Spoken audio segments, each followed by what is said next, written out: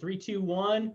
This is Dean with the Two Party Podcast, and I'm on here with, let me not mess it up, Joey Lozada. And he's from the he has a YouTube page that I definitely want you guys to go check out. It's the CTS Interview Room. Now, he's interviewed so many cool people. I'm actually jealous, not gonna lie, a little jealous, because I see a few people on here that I'm like, yeah, hey, I wish I would have interviewed that person. So you've had some really good interviews, but I want you to go ahead and tell the audience about yourself, where you're from, kind of fill them in on some of your background and what got you into all this. That's so funny you said that, because I want to be like the Two Party Podcast. I've actually, yesterday I was on your YouTube page and I was like, man, they got some cool people on here. I want to interview these people. I keep trying. I'll tell you what's really cool before we get started is I've been pushing and pressing on Bobby Sausalito for Bobby Sauce, the comedian. Man, I've been pushing on that dude so hard, to just busting his chops to try to get him on the show. And he finally conceded, and we're finally going to get him on the 14th of January. So I'm like super stoked to get him on. He's just a funny comedian, really good guy, but lately he's real political talk. And it's like, I just want to bust his chops a little bit, you know? Yeah, it's so funny you say that, because like now I'm trying to get into like the heavy hitters. Yeah. I'm not saying my guests that I've already had are not heavy hitters. No, you got some really good guests. But yeah, well, I appreciate it. It took hard work. And I'll tell you a little story about that. But we've been trying to get into the heavy hitters. I'm talking about big names, like celebrities. So like recently I got in contact with Bill Engvall's people, and I'm kind of afraid now, because I'm like, they said yes. They say yes to the podcast. And it was funny because one of my partners, Stingray, which we'll get into, he mentioned on another podcast that we already got him coming on. And I was like, Sting, yeah, I showed you the email where they say yes, but they haven't got back to me the date and time. And so, but out of that name, out of probably 50 celebrities, all said no. Even Mr. T's people said no. Right. I'm sitting there like, yep, what's he doing? Yeah. Like, yeah. What is he doing right now? You know? Yeah, like Mr. T can come on this podcast. He's still living off royalties from the cereal. Yeah. I mean, it wasn't even a nice, it was a nice note. It wasn't like they were like mean or anything. He wasn't like, I pity the fool that asked me for a podcast. It was more like, we decline. That's it. Yeah. It's funny. I've been trying, like you said, I mean, I've reached out to so many people. I start out with people that I'm passionate about, people that I'm like kind of a fan of, but at the same time, I'm also reaching out for people that I want a target audience. And I've reached out to Ice Cube and his PR people, man. I went back and forth with Ice Cube and his PR people. And, 1 minute it was $4,000 for freaking 10 minutes. And then it was, maybe he'll have a slot for you. And then I'm like, well, look, I just want to talk about this black contract with America. Let's have a discussion about it on the show. He keeps doing lives about it. I want to talk to him personally about it. And then one guy was like, I'll let him know. And then it's just straight went blank. We're just like nothing, no negotiation going on. And then it's weird how that works. It's funny, like it was a professional, I'm not going to say his name, but it was a professional wrestler I wanted to reach out to. And they got back to me and they were like, you got to pick up the views, son. Yeah. And I was just like, and I know where they were coming from, because we're still small, but he got, compared to the amount of time that we've been on YouTube, the amount of subscribers that we have is unprecedented. I'm not saying that we're up in over 1,000 by no means, but to start in June to July and be the number that we're at, and we're not big names. Yep. That's pretty good. That means we've been hustling it. But however, we're still trying to hit that 1,000 mark. Right. But like the professional wrestler people was like, look, you get to 1 million views. And I want to just say thank you. Have a good day. Yeah, you got to be humble. You got to be humble about it. But I was just like, hey, if I get an interview with him, maybe I would get 1 million views. You have a good day. Because it was, I can understand that if you just don't want to do it, just say, hey, I decline, appreciate you, the offer, blah, blah, blah. I was like, first I'm saying the story wrong. They wanted me to send some links to some videos. Yep. And I did. So they didn't say no at first. Right. And then when I sent the videos, they were like, nah, you got to get your views up. Right. Yeah, because then they start looking at it, I find the same thing. What gets me is I'll go to the PR people first, like you're supposed to. I try to keep it professional. I know there's, like you said, you start in June and stuff. We just started the show off. We launched the show in September. So, we're really new to this. Right. I personally have been around this for a long time. I just never really started my own show yet, and didn't even think I'd ever host one. And so I started reaching out to a lot of PR people because, professionally, that's what you're supposed to do. Reach out to PR, then reach out to the managers. And, if you can get a hold of the person themselves, by all means, try to push that. But, I started going back and forth with all these PR people. And I'm like, look, and I got the same response as you did. I got the first, I need to get my views up. What are my numbers? What audience am I reaching? Where am I heard? Where am I located? I started getting all that target audience stuff. And then I'm like, the clicks per minute and all this stuff you guys are wanting to do and see. So everybody started somewhere. That's what I started my rebuttal to a lot of the PR people is everybody started somewhere. Your guy wouldn't be famous or your girl would not be famous if it weren't for fans like myself who want to interact with them. And if they're not going to interact with me and help promote and get me to a level where I'm promoting them, but at the same time, I'm able to actually speak to them and have a conversation, which is all I'm trying to do. I guess it's really not worth it. And I've done it on a few. I've thrown it right out there in the email. Like, it's just really not worth my time. If I have to sit here and dicker back and forth, like your person is just on this big pedestal. I understand they're a celebrity and I'm trying to be professional about it, but we're just asking you to be a guest on the show and give us a 10-minute slot or more, And I wrestle with it a little bit because I feel like, there's a standard in the industry of how it's always been done. But I feel like people like me and you kind of got to push that envelope and say, look, we're trying to make it to the top too. We're trying to get there. Yeah. And it's really the law of averages. You ask 100 people, one person is going to say yes. Yep. I remember an interview I did. The young lady's name was Jasmine. She was a model for Playboy, did a lot of stuff like that. And I remember while talking to her, I could tell that for somebody that just by her body language, that she was a little nervous. Right. I'm not saying she was like crazy nervous. I mean, she handled herself very professionally and everything, but you could tell she was very nervous. And it was surprising to me that somebody who's been all over the world and is nervous talking to me. So, like I said, it was something that I read off her. I could have been wrong, but with that said,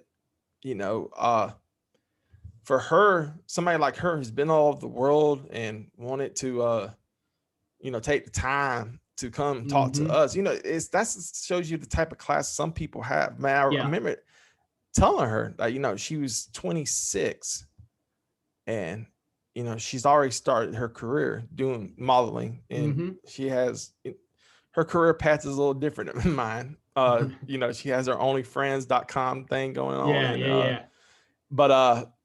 But she's an international model and by all means she's international and she's doing her thing. And she started at 21. And I'm thinking to myself, like, if I would have started this YouTube page 10 years ago, where would we be? If the two party podcast would have started 10 years ago, or we'd be a lot more known. Yes. And it's very, very surprisingly for me, it's like, wow, I missed out on a great opportunity. Now, like people like you and me, we playing catch up and the bar is so high now because you got your competition is CBS, ABC now. Our competition 10, 15 years ago would have been, the guy in the kitchen falling on purpose. Yeah. Or a lot of authors, you'd have a lot of authors and a lot of these people trying to do the real quick instant fame. Or reruns of Hell's Kitchen or something like that before YouTube came in with all these copyright strikes. But it's funny to me because I just keep thinking to myself, man, we just did this 10 years ago. We just did it 10 years ago. We would be so big right now. Yeah. But unfortunately, you and me, we got a very big hill to climb. Oh yeah. And I'm, I don't know, like I said, I don't know too much about you, but I know I'm just a working class guy. I'm a business owner. I'm a general contractor. I run multiple different things. I'm a journalist by trade. I mean, I got my press cards here. I mean, I'm a journalist. I do a lot of freelance stuff. I'm kind of a journalist. Yeah. I'm a private investigator. Yeah. I stalk my guests. I try to stalk everybody that comes on, but at the end of the day, like you're right, it is going to be hard. And like with the YouTube, when I started off, I started doing all audio. I was just going to do all audio podcasts. That was going to be my gig. And then everybody's like, well, if you want to get your presence online and you really want to get your page out there, you got to start throwing some videos here and there. So I started doing a few lives, and then I'm like, well, the lives don't really catch anything on the internet. The searches don't find any of the lives. So I was like, well, I guess I'll have to do a YouTube page. Somebody's like, just do a YouTube page, set it up. And I mean, I think I have, like, no joke, I have like 28 subscribers on there. Mm-hmm. I mean, that's horrible. That's horrible. I remember when having just 6. Yeah. I had like 8 or 9 forever, and I was like, dude, it's never going to grow. And then it went up to 28, and it was like, I think it was just people that felt bad for me, so they just went on there and did it, like probably friends and family. And I'm like, cool, now I have 28. But I don't really interact a lot on YouTube. I do post the videos and the episodes. But I'm not like your show. You guys do really good quality on the editing. You put out you generate a lot of good video content. For me, I don't really put a lot of my time into that. And so I think obviously I'm not really reaping I'm reaping the rewards of not really doing anything with it. I would like to give all credit to me about the editing and everything. So I will. It's all me. It's a lot of work. People don't realize how much work it is to do all this. Oh yeah. And especially, all 4 of us bring something to the table at CTS. You got Raphael, my cousin Raphael lives up in New York. He, we do the top 10 together. He brings the comedy aspect. He's funny just right off the top of his head. Yeah. I had to think about if I'm gonna cut it. It's funny when the camera's rolling. Like I'm looking right at the camera when the camera's rolling. You're not as funny. Right. For me, but when everybody, it's funny to me because everybody around me tells me all the time I should be a comedian. Right. And as soon as I start talking, the camera comes on, you're like back to serious. No, yeah. It got to a point one time, I was doing a podcast, a big podcast. And this was just a couple of weeks ago, actually. And during the day of the SEC championship game. And this podcast, I'm not going to give away the podcast and everything. Right. I'm not even sure that he did it. However, how he's put it out yet. Yeah, he hasn't put it out yet. And I think the reason why, because I had a panic attack right during the interview. Oh no. And it was bad. And like for him, I mean, for me to continue the podcast was amazing, because I remember he asked me how the CTS get started, and I would start talking about my mother and everything. And tears were running back, and then I could feel my blood pressure just going like stroke level. And for me to sit there and just, and try to go through that personal moment, live for on 40 a show. minutes, for 40 minutes, and then I was like, man, I want to apologize. He's, oh, you did great, and then the topic that we mostly talked about already been aired, and so I was like, he cut me. I know he did. Yeah, but I don't blame. You're thinking to yourself, this is either podcast perfection or he's cutting me. Right. And I don't blame him. I mean, I probably would have cut me too, but I was going through something at that particular moment. And if he does put the interview on, I just want to see how good I did. I don't think I did very good. see it from how he edits it. Like to see that, because you fully see a full-blown panic attack. Right. I mean, I know when my blood pressure goes up because I get a certain feeling. Yep. And I really kind of just want to see how I did and see how I look. And then I asked him, I didn't ask him beforehand, are we going to do video? He said, oh yeah, we're going to do video. And then I had like this t-shirt on, and I was like, okay, let me go put a shirt on. And I put a shirt on, and then I noticed that the shirt had like, baby spill up and stuff like that. And I'm sitting there like, just trying to make sure you're looking smooth. Just covering my nipple. Right. Just like, am I looking smooth or what? No, not even looking smooth. I'm trying to help cover the stains. Just hide it. Just hide it. If they ever release the video, you're in the middle of a thing like this. Yeah. And so, a lot of stuff is going on, but that's awesome. Like Raphael, he brings something to the table. He brings comedy. I mean, funny right off the bat. He's a very funny guy. And then you got Marvin Constant, who somebody I started interviewing. Are these all people you grew up with? I mean, is that how you guys know each other? Or you just came together? We just came together. Raphael, I didn't meet him in person till 2019. Okay. And he's my first cousin. Mm-hmm. He lived up in New York. He grew up in Harlem, New York. Yeah. He still lives in Harlem. But we kept in touch through Facebook and stuff like that.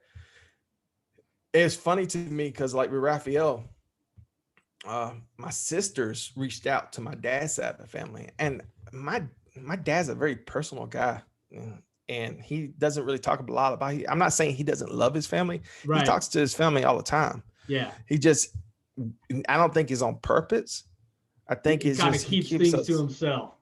Yeah, he keeps things separated. Like, he'll talk to my cousin Lee, he'll talk to my cousin Allie. Mm-hmm. But however, we never talked. I mean, I met some aunts and uncles, but it's not like they're close family members to us. Right. They're strangers. And a lot of our cousins on my dad's side of the family are like that. They'll tell you straight up, we don't know each other. Like, we not only do the family, the Lozadas that live in Alabama don't know the people in Puerto Rico and New York, but the people in New York and Puerto Rico don't know each other. Like, so that's so funny. But my sisters reached out to my dad's side of the family and wanted to, try to meet some of my dad's family. And Raphael was one of those people and I was like, I'm not interested. I'm not that I was trying to be a dick or anything. I'm just not interested. I wasn't interested. You reach a point in life, like I'm 45, I'll be 45 next month. Yeah. And you just reach a point where it's like you have a circle of people you trust, you can rely on, and your family that's closest to you. And then it's like when new people come in at our age, it's like, I don't know. Like, I don't think I need anybody else on the bandwagon. We're good. Yeah. And for me, it was just like, okay. I mean, if I know him, I know him. If I see him, I see him. I say hello. But if it was so important to my dad, I would have known him. Right. So, but Raphael was one of those people on Facebook that he was so hilarious that 1 minute we're just like, just common people on Facebook, the next minute we're talking to each other through text and phone every day. Right. Yeah. And then we went to, I went to New York in 2019 and, we hung out. I mean, it was pretty much just him and me. We went to, WrestleMania together. Nice. And, that's the way to hit off a new relationship. Hey, bro, let's go to WrestleMania. But it was funny because to us it wasn't like a new relationship. It was like we knew each other for like years, but just the first time we seen each other. But when we saw each other, it was like we've been knowing each other for like 50 years. Yeah, so it just clicked. You guys are family. Yeah, it was just like that. But he brings something to the CTS. And then you got Marvin Constant. He's a former all SEC linebacker, school teacher, author, self-proclaimed millionaire. That's what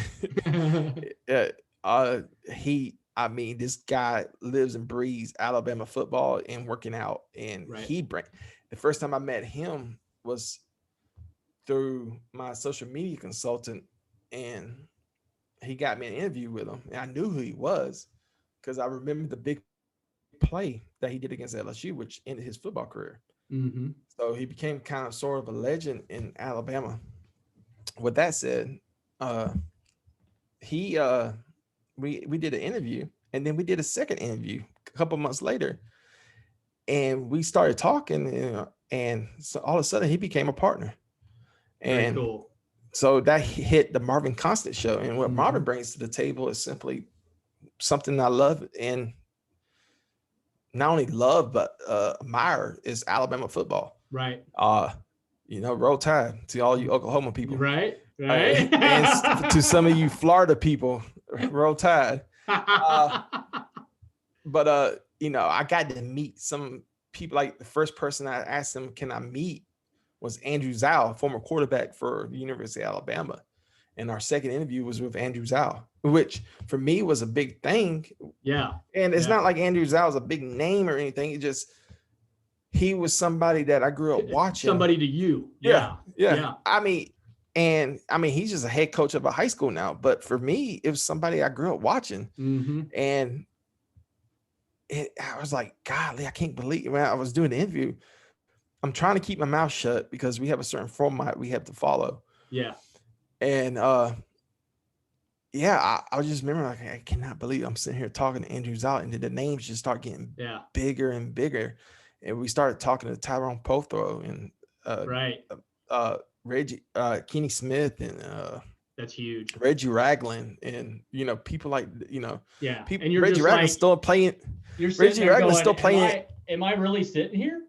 Yeah, Reggie Ragland's still playing NFL. He just won a Super Bowl. Yeah. Yep. And and then we got the newest member, Stingray. Stingray, I think you may remember, he did the Hell State videos, and he was on Comedy Central and TOSH.O, and he actually has a show on Facebook. I don't plug other people's shows, like Marvin does another show besides the CTS, and Raphael does a lot of projects, and we do kind of like, if you have another project, if you have something you're trying to launch right away, you give them a plug. We plug the Marvin Constant's book all the time, but we don't necessarily plug his other show. Right. However, with Stingray, that show was something I was watching on Facebook anyway, and he doesn't need a CTS. That shows you the type of class he is. I interviewed him, and I was like, man, do you want to come on board? And he was like, yeah, sure. It was as simple as that. Right. And then, he came on board, and he's still working on what he's going to do for CTS. He started his first show, and then we got hit with a bunch of copyright claims. And then it was like, Stingray, you got to clean this up. Right. Right. You can't do this on YouTube, man. You got to take all this footage of these football plays off. Yeah. I really hate that they do that too. And that's another reason I really don't push a lot on YouTube is I'll get my episodes up, but I hate the fact, I guess I kind of hate the fact of where all this great technology we have, and we're not allowed to, like, I remember like growing up, MySpace and Facebook, when it first started out and everything, man, you could play music in the background. You'd be wilding out with your friends, hanging out and playing whatever. And there was never an issue. Yeah.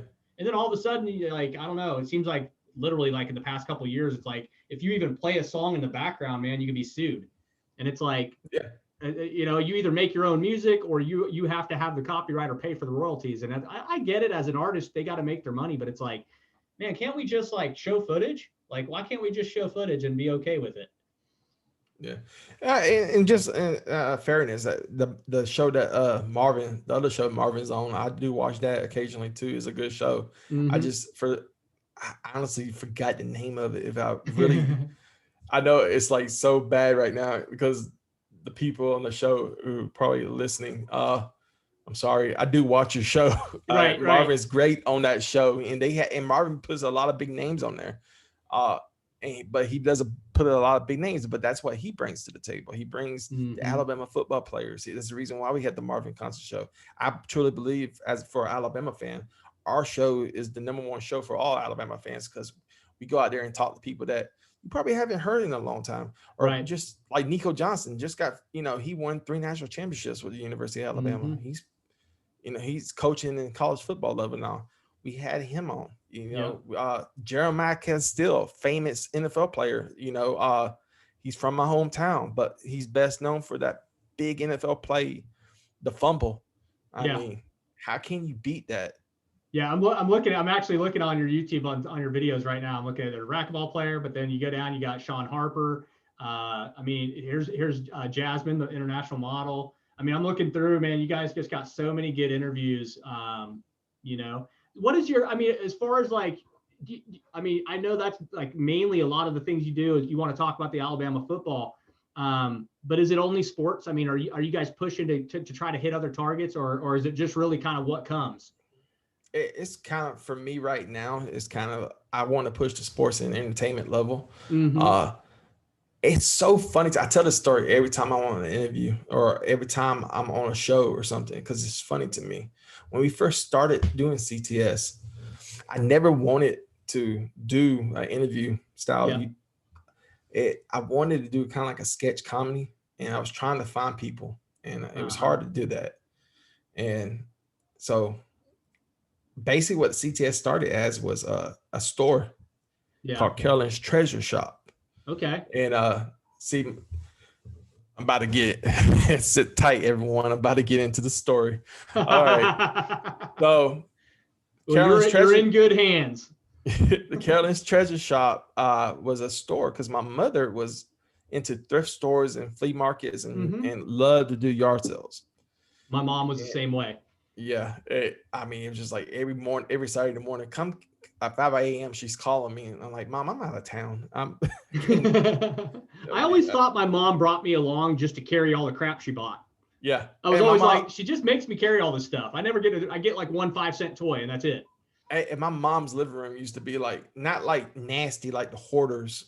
Right. But it used to just be like a bunch of boxes and stuff because, she was in the yard sale. But my mom was always too weak to carry stuff. Even before she passed away, she needed people to help her, carry stuff. For years and years and years, she did this. And the people that had to help her was me and my wife. Right. And so what I wanted to do was honor my mom, continue my mom's thing. And we started selling championship rings, little championship rings you found on Facebook for $40, but we were selling for 20. Right. Then real life championship belts. I hooked up with a guy who made real life championship belts. We still sell them, but we don't do, we're kind of more focused on the YouTube, but we still sell them. But to have a real life championship belt for, $400 when, and we wouldn't make no like WWE belts, but if you wanted something for your company or your favorite team or something. Like if I wanted to put something up on the wall, I could just purchase one. Yeah. But yeah. Like if you wanted a 2-party podcast, you call me or email me. There we go. There we go. But to get something that will cost you $5,000 or $2, I think the most would be about $5,000, but the type of belts we make will probably cost you $2,500. We sell it for like $425. Yeah. And real leather, real zinc, everything like that. With that said, that's how Carolyn's Treasure Shop started. And then so what I wanted to do was we made a Facebook page and we started building on our Facebook page. And we got to 1,000 fast. Likes and followers. But I wanted to make like kind of like commercials and little funny commercials and stuff like that. So if you go back to our earlier videos, you'll see like a commercial for Carolyn's Treasure Shop at the end of the interview. And but that's how it kind of started. And I figured that while we push our store, we could interview somebody. And so I was with my social media consultant, and I had this guy that I follow on Facebook, and all the Alabama fans know who he is. He's a comedian. His name is Jermaine Funny Man Johnson. Now, you got to remember, just like this is brand new to me. I never booked anybody. I never did. The first guest was actually a very close friend of mine who played for the University of Ole Miss. And we're both private investigators. And sometimes I work for his company, Magnolia Investigations.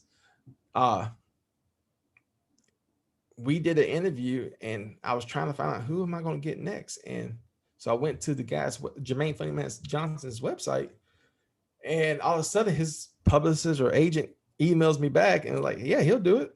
I'm like, we have six subscribers, and this tells you the amount of class that he had. We had 6 subscribers. You can see it on the headline, 6 subscribers. And this man says, yes, well, I'll do your interview. And this is how I met Stingray.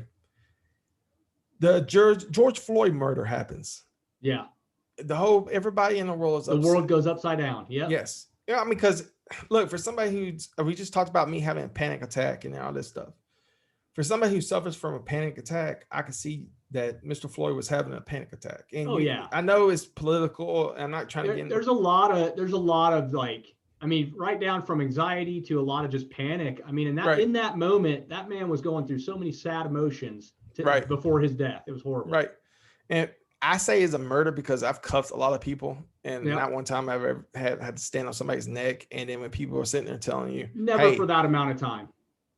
I never put my knee on nobody's neck, period. Now I'd be guilty and say that I probably had to wrestle with somebody, and that's I may put a little elbow in there. Sometimes, depending on who you're trying to deal with, and I've never been on that side of it, but I've been on the other side of it where I'm wrestling against the guy trying to cuff me up. But at the end of the day, seriously, 45 years old, man, next month. I mean, I've been through a lot in my life, and I can tell you right now, I've had lots of dealings with law enforcement, good and bad. And I'm friends with a lot of law enforcement. My brother, as a matter of fact, is.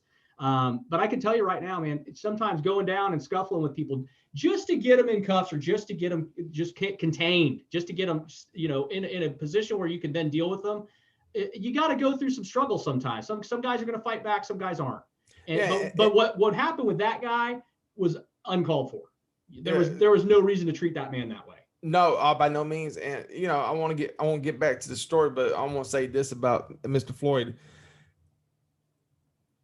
That video scared the hell out of me. Because I mean, everybody has to make everything political and race related. Look, okay, we're going to talk reality for a second. This has nothing to do about race, and this has nothing to do about politics. You could be a Democrat or Republican. You have to take all of that out of this situation to view it. Yeah. When you sit there and okay, let's make it a white cop and a white guy. You sit there and you watch that video, and you suffer from panic attacks. And I know why he was suffering from panic attacks. I'm not disputing that. But when you suffer from panic attacks and you know what the hell he's going through, and then all of a sudden you got a cop sitting there putting a knee on your neck, no, there's no excuse. Now, you can talk about the other situations, and we can go through that one by one, and I have different views. Yeah, at the end of the day, it's humanity. It doesn't have to do with race. It has to do with what is your human nature? What is your character? Right. Yeah, I have no sympathy whatsoever for those cops in that video. I have no sympathy, because that easily could have been me, because I could be freaking the fuck out. Excuse my language. Yeah. And what would they be doing? Them misread the situation with you, and then the same situation could happen. Yeah, right. It doesn't matter skin color. We literally saw a man pass away and die because cops didn't want to take the time and call, hurry up with help and get it, because you could tell was something wrong with him. Yeah. But needless to say, the world went upside down, and so did Jermaine Funny Man Johnson. And this is a guy who went from being this good Christian Alabama guy who, just rolled tide and sat on the couch and everything, to went to Birmingham, wanted to tear down some Confederate statues. And he was saying a lot of cuss words, and a lot of people turned their back on him. And I got the first interview. I wouldn't say I got the first interview, maybe people in Birmingham, news sources in Birmingham, but I got the first interview that I know of with him. And I told him, but right before the interview, like, I did not agree with what you did, leave the statues alone. I don't, I'm from the South. I see a Confederate statue. Right. And I'm like, you should just leave the shit alone, man. Come on. I look at those things. I look at these people tearing up statues and stuff. And I'm like, dude, that thing weighed a ton. It was hard enough to get there. Leave the damn thing alone. Who cares about it? Changing high school. But this is before the interview. Then he explained his reason and told me, and his cousin, and I'll get to this in a minute. His cousin, I'll go ahead and tell you now, his cousin happens to be Marvin Constant. Okay. My partner. And Marvin had nothing to do with this. I didn't even know I didn't know Marvin at the time. I knew who he was, but I didn't know him. His interview came later on, and we talked, and even though we had different views, we still talked, man. By the end of our interview, and by the end of having a discussion with you, my views changed. Even talking with Marvin, my views changed on it, because I can understand how Birmingham is a majority Black city. And for you have to, and this was something that Marvin told me privately, He gets mad at me because I said it. We'll just have to deal with it because it was a private conversation. But he was like, for a black man to have to walk down the street and see a statue of, or say a Confederate general, knowing that they fought to keep me in chains. I mean, that's messed up. Right. That's not his exact quote, but I mean, I get it. Now, when me and Jermaine talked, I got his side. Now, do I care about Confederate statues? No, I don't. This is the South. You drive through Alabama, you're gonna see rubber flags flowing. It's nothing to me, and to a lot of people, it's not a big deal. I think a lot of people, like older generation or maybe our age and stuff, I think a lot of people recognize it as just history. It's just and I think we also recognize that we've been past it for a while. Honestly, when I see it, I just think of the South and Dukes of Hazzard. Right. However, but who am I? I do realize that a lot of people that are upset about it are people who are not from the South. And people are here that, but who am I to sit there and tell Jermaine Funny Man or Marvin Constant or even Rafael Lozada that, hey man, you should feel uncomfortable. You should feel uncomfortable because I don't care. Right. And Rafael don't give up to flying. He's never coming to Alabama a day in his life. But who am I as a man telling another man that you should feel uncomfortable because I don't care? Yeah. So for Jermaine to do, and Jermaine has a lot of class, and I only met him one time, but for a man who took the time to come on a show for 6 subscribers, yeah, it was awesome. But that's what happened. We had to pivot. And my pivot was Stingray. Yeah. And the only way I knew Stingray was I saw his Facebook, and I friend requested him. And then I was like, hey man, you want to do and just like when I asked him to be a business partner, yeah, sure. It was just like that. Stingray, who was my second episode, was only a replacement for my third episode because eventually Jermaine came on. And and that's how I met Stingray. And then Marvin came along, and of course me and Raphael was always trying to start a podcast together. And so it was so funny but it was back to Jermaine. It was funny to me because he had like 560,000 followers on Facebook, and he went down to like 460 or something like that. He lost 100,000 followers, right? All because he said a couple of cuss words. Yeah. And really, if you listen to what he said, a lot of stuff was kind of insulting because he was like, man, I'm so pissed off at you white people and this and that. And I get it. And I think the thing, my philosophy was, or what I think what happened was, his fan base was mostly Alabama rednecks. Right. And they're used to hearing the Jermaine they want to hear. Yeah. At the end of the day, not the black man that he's going to stand up for himself, and it's like, hey, look, I don't like this. Yeah, and I think a lot of the talk that I had a couple discussions with people during that same period of time, and I think a lot of what people don't realize is, we forget in America, everybody has this vision of what America is supposed to be, but at the end of the day, let's be real. America is built on cultural diversity. It has been from day one. It's whether you want to, whatever history you want to follow. You have Native Americans. People showed up here from Europe. All of a sudden, there's slaves coming over from different countries, different slaves, cultures. And then you look at it from where we are as a perspective today, the population we have in America today, and the diversity of where we all come from. It's all different cultures. And I think it's with the George Floyd thing, I think where a lot of people missed it is the anger that the Black community was feeling. And the Black culture is a very emotional culture. They are a very, very animated culture. They're a very, very in-your-face type of let's talk about it. What we're feeling, you're going to see, and they take action. That's how their culture really is. And I think a lot of people just don't realize, like me and you, like you said. I mean, we're from the South. We see certain things. We're just like, whatever. That's been there since 1940. Who cares? And then a lot of people, like you said, maybe they're not from the South, and so emotionally they get charged with it. And I don't think, and again, it's not a black and white thing. It's literally a cultural, as all human beings, we all have culture. I was raised around a lot of, grew up in Miami and Tampa. I've been around a lot of black people. I've got a lot of Latino. I have Cuban family, a lot of my family's Cuban. So it's like, I've been around a lot of different cultural diversities as well. And I feel every bit of it. And I understand the thinking and logic of every single one of them and why they are the way they are, why they react to certain things. Yeah. It doesn't mean I'm going to. It doesn't mean I'm going to act the same way. It just means I understand why they said it better. I couldn't say it better myself. You hit the nail on the bullseye. For me, it's not my place to tell somebody how to feel. It's not my place. Jermaine was upset. Yeah. And my whole point of the whole story was two things. One, the amount of class you have to be this local, this statewide celebrity to come on my YouTube page with the 6 subscribers. Yeah, it's just a humble. It just shows character. Yeah. Yeah.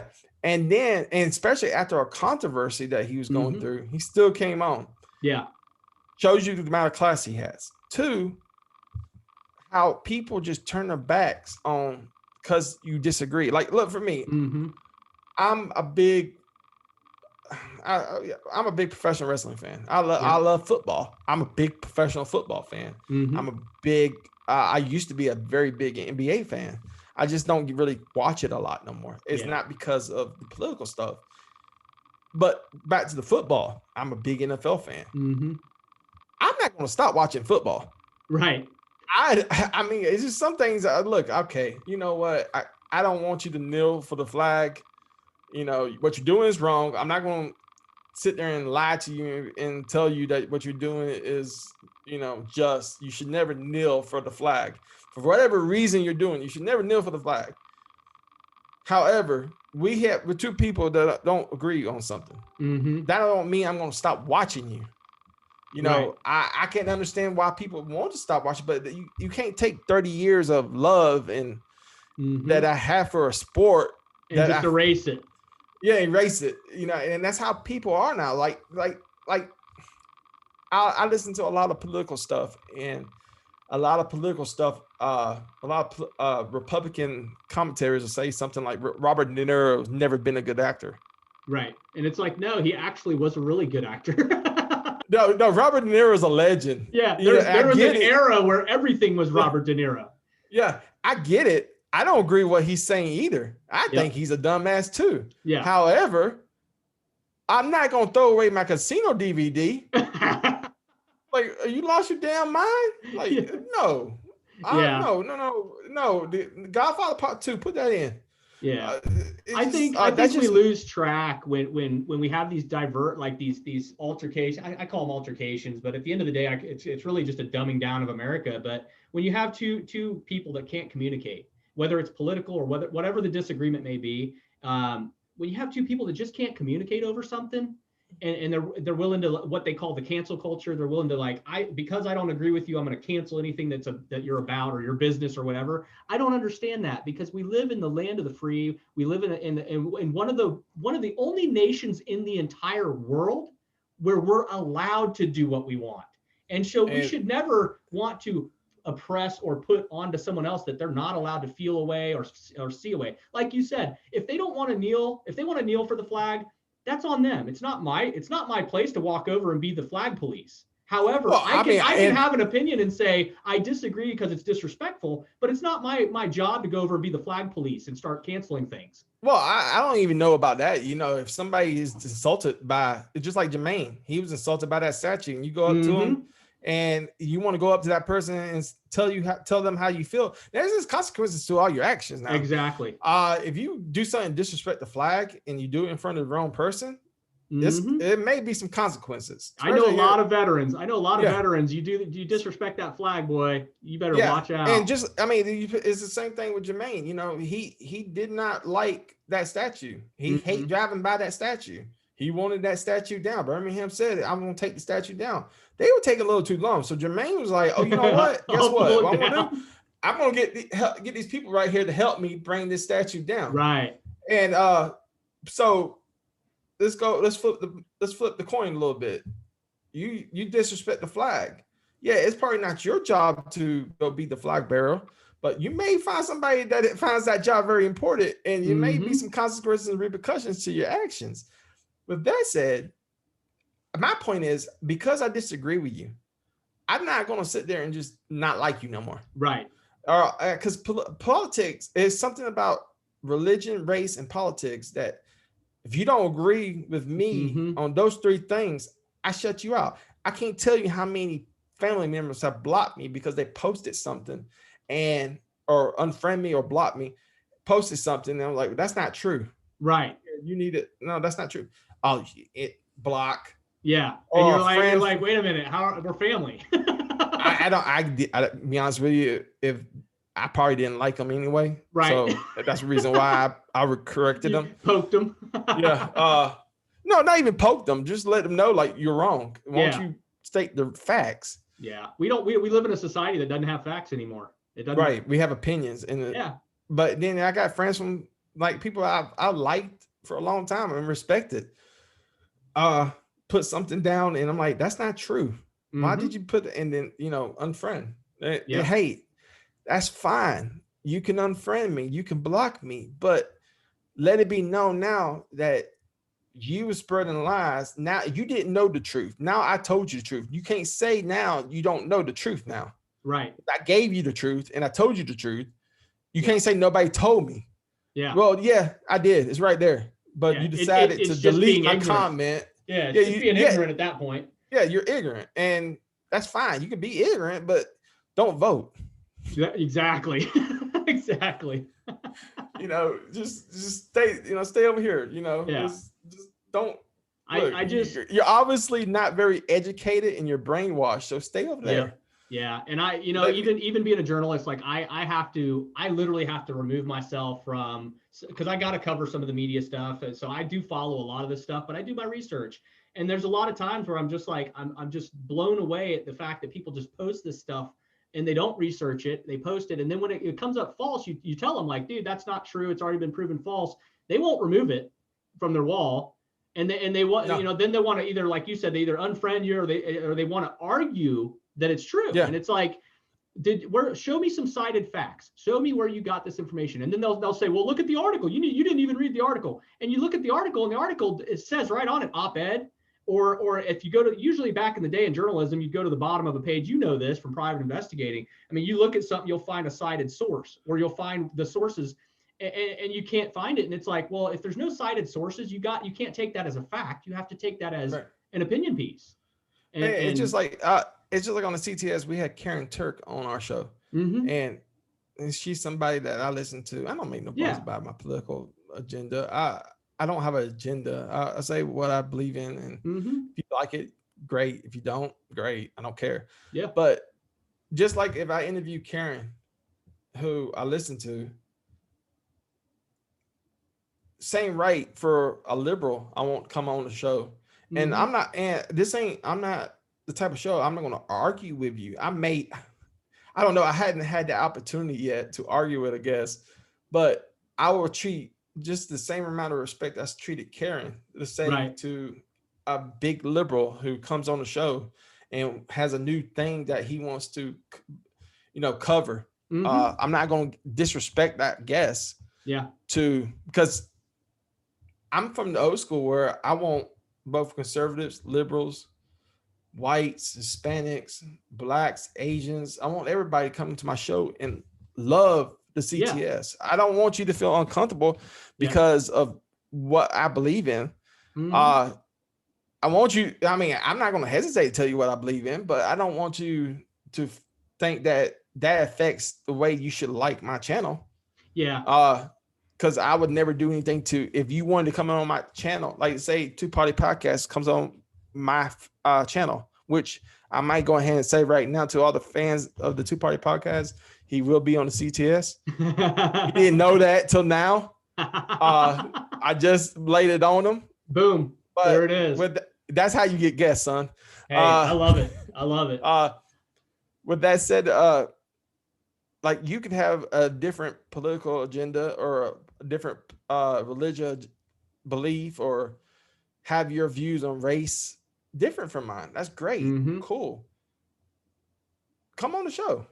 Yeah. And you'll be treated the same respect as Karen got treated, or you got treated the same respect as Vince Papale from the movie Invincible. Yeah. Or Jermaine Funny Man Johnson. I told him I disagreed with him, but you know what? We did a show, and afterwards, after I listened to him and he explained it to me, I agreed with him. Yeah, you can respect his opinion. Yeah. Not only that, I kind of have the same opinion he has now. Yeah, you kind of had to reflect on like why he views it the way he does, and then you're like, well, maybe I need to look at what I'm viewing and my perspective on it. Yeah, and it's funny how that's what real communication and discussion should be. It's funny how a conversation can change that. Yeah, it can go both ways. We're in a society where, like you said, it can go both ways. Like 1 minute we could be, at the end of it, we could be reflective and respective. And at the end of it, we could also just be like blocking each other and unfriending. It doesn't make any sense these days. It's funny how, blocking and unfriending doesn't change a damn thing, but all of a sudden you can have a conversation and be disagreeing with each other. Yeah. And all of a sudden you explain. See, the thing about it is I did not argue with him. I listened to him. Correct. And that was the funniest thing to me, that how, never talked to him ever again. I'm not saying that me and Jermaine Funny Man Johnson's a fan. I'm still a fan of his. Yeah. I still share all his videos on my Facebook page. Yeah. I'm back to being a fan again. I never lost him he never lost me as a fan. Plus his first cousin, we do a show together. So it's funny to me that but it just that story always shows me, like, some people, and it really goes back to what you said about, trying to get guests. There's some people, it's like what Marvin said, some people are open. Just all you got to do is walk up and say hello. Yeah. And I get a majority, no joke. I could go back through we've been through season 1. We're on season 2 now, and I'm up to like 60 guests. And I'll be honest with you, like, I could say probably the majority of my first season was all literally liberals. I mean, a lot of these people promoting the stuff they were promoting and wanting to be on my show, they would come on and before the show, we'd talk a little bit of small talk, and we'd talk and they'd be like, yeah, I can't believe where we're at with Trump and this and that and the other. And I'd go, I'm a Republican. But while I'm a Republican, I'm not going to disrespect your beliefs. So if you want to talk politics on the show, we can talk all you want.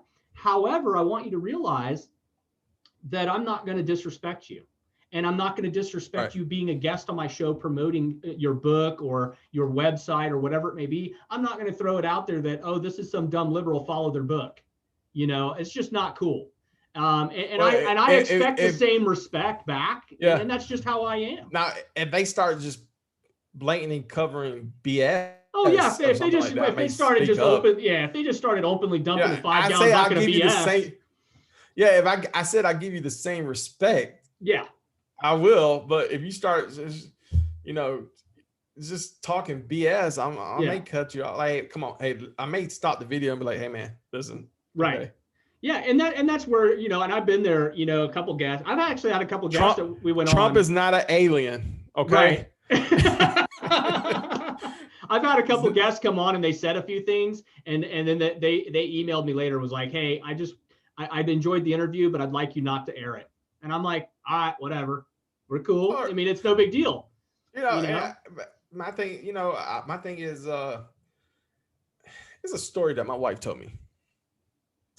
And my wife's very, I believe Jesus Christ died for my sins.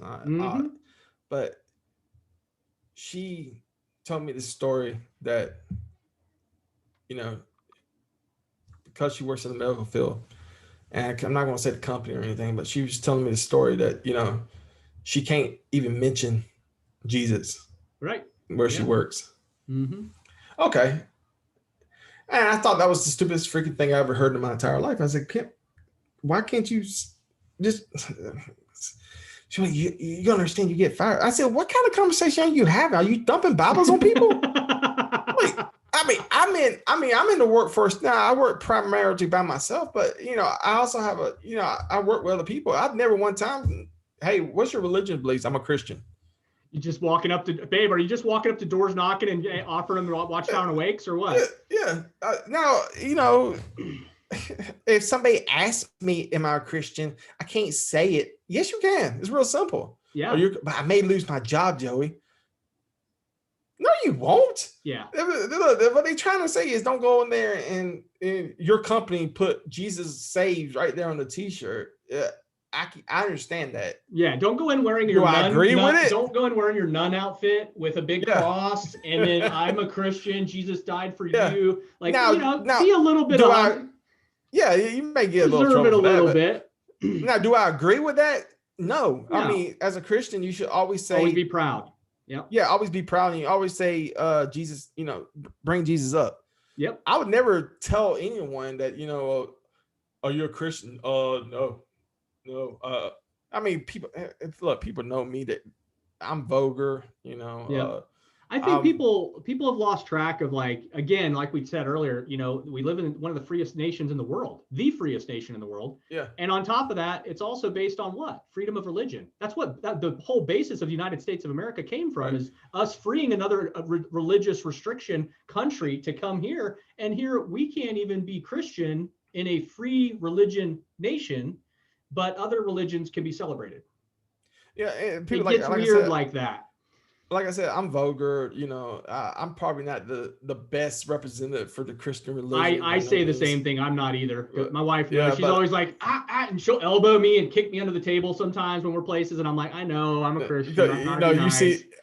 You sit there and see a video of me and I'm saying the F word like 50 times. Yeah. And you say, oh yeah, Jesus saves. I get it. I understand it. But you got to understand this. I'm not afraid to tell people what I believe in. Correct. I won't hesitate to tell you what I believe in, even if you like me or not.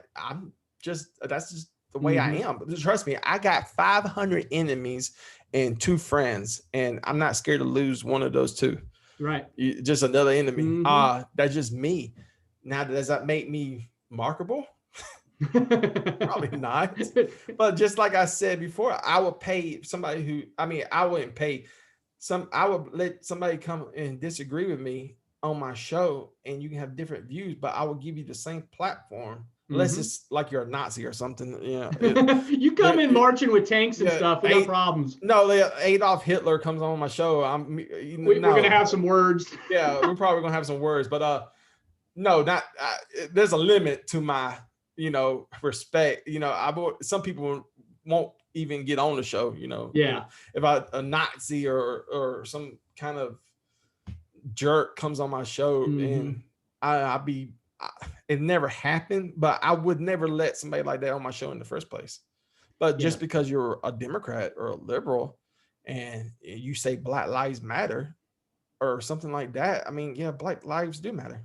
So yeah, you can come on my show. Yeah. See what's on the political. Oh, we need to wear a mask. Okay. Yeah. Come on my show and we'll talk about it. And we'll talk. Wear your masks. I would not even argue with you. I would I would never argue with somebody who, on the show that say like, I'm here to support Black Lives Matter. Okay, come on the show and we'll go ahead and put your views out there. Yeah. I'm not going to sit there and disagree with you. Try to object to what you're wanting the platform for. When you come on my show, I want you to feel comfortable enough to come on my show. Tell me what you, just like you're doing with me. Yeah, express the platform. Tell us about it. Tell me about CTS. You're not one time have you disagreed with anything I said. So for me I think it's time for me to start disagreeing. But no, I agree 100%. I mean, you got to give people a platform. As far as Black Lives Matter and all these other political topics, I mean, I honestly, I must be the weirdest Republican anybody's ever met, because, for out of high school from 18 and up, man, I was a Democrat, and then when I got older is when I changed. Yeah. And then I changed. My grandma and everybody always voted Democrat. So I thought I had to be a Democrat. And as I got older, I realized there were some things I just didn't agree with. And then one of my uncles was like, dude, you're a freaking Republican then. And I'm like, well, let me go change my party then, because I definitely ain't seeing the policy stuff. But I'll be honest, I must be the weirdest one of all, because I do see things in both sides that I agree with. And I also have the things in both sides I disagree with. But I don't want to be independent, and I don't want to be a part of a losing party that's just not doing anything. What happened with me was, my thing is, you can't lie to me and expect me to believe you 24, and it started, I think I was telling Karen Turk this, that for me, it started from 9/11. And I told this story in an interview with her, and you see it a lot today. I'm just going to say this before I tell you the story. People read headlines instead of reading the article. Correct. They read the headline before they'll actually get the actual meat I of the story. I know a lot of Democrat and liberal friends of mine that on Facebook will sit there and post something. Trump killed 20 immigrants. Yep. And then read the article. Trump killed 20 immigrant policies. And I'm just making something outlandish up, but it's true. The headlines are very deceiving. The headline's very deceiving. So for me, it was 9/11, and I started kind of like, really? And you remember the scene? President Bush was in the elementary school. And he was reading. He's down there in Florida. Yeah. And these people came to his ear, Secret Service or one of his cabinet members came to his ear and said something to him. And all of a sudden he listened. He was like, he listened, and then he went back to what he was doing. And you can see him kind of thinking, just wonder, what should, you don't know what's going on because nobody knew what's going on. And you see him thinking. And then you replay that memory over and over again 6 years afterwards, and then you hear somebody like Joy Behar talk about how stupid and dumb he looked. And I thought he would, even though I would never claim that. I can't go back in time and say stuff I said about President Bush, take him back, because I wasn't educated enough. I just went by what Lincoln Park said, or MMM, or the same thing that these kids today are doing. I don't know the facts. I just know what MMM told me. I know what Lincoln. I know Park what the headline says. I know what the headline said. With that said, but when George Behar was talking about how stupid he looked, I thought he looked very presidential. I thought he handled himself like a president, like a real president, and I was very proud. Even though I didn't vote for him, I voted for Al Gore. I was very proud of him. And I'm just glad that he was dared to do that. Now, and then you go fast forward to the Chick-fil-A thing. And conservatives are very guilty of this too. The whole, you did not kill Osama bin Laden, Mr. President. America did. Ass run over Fox News. That was stupid. The whole nonchalant salute. You know how many times in America I've seen a president give a nonchalant salute, and then all of a sudden President Obama did it. Fox News went crazy over it.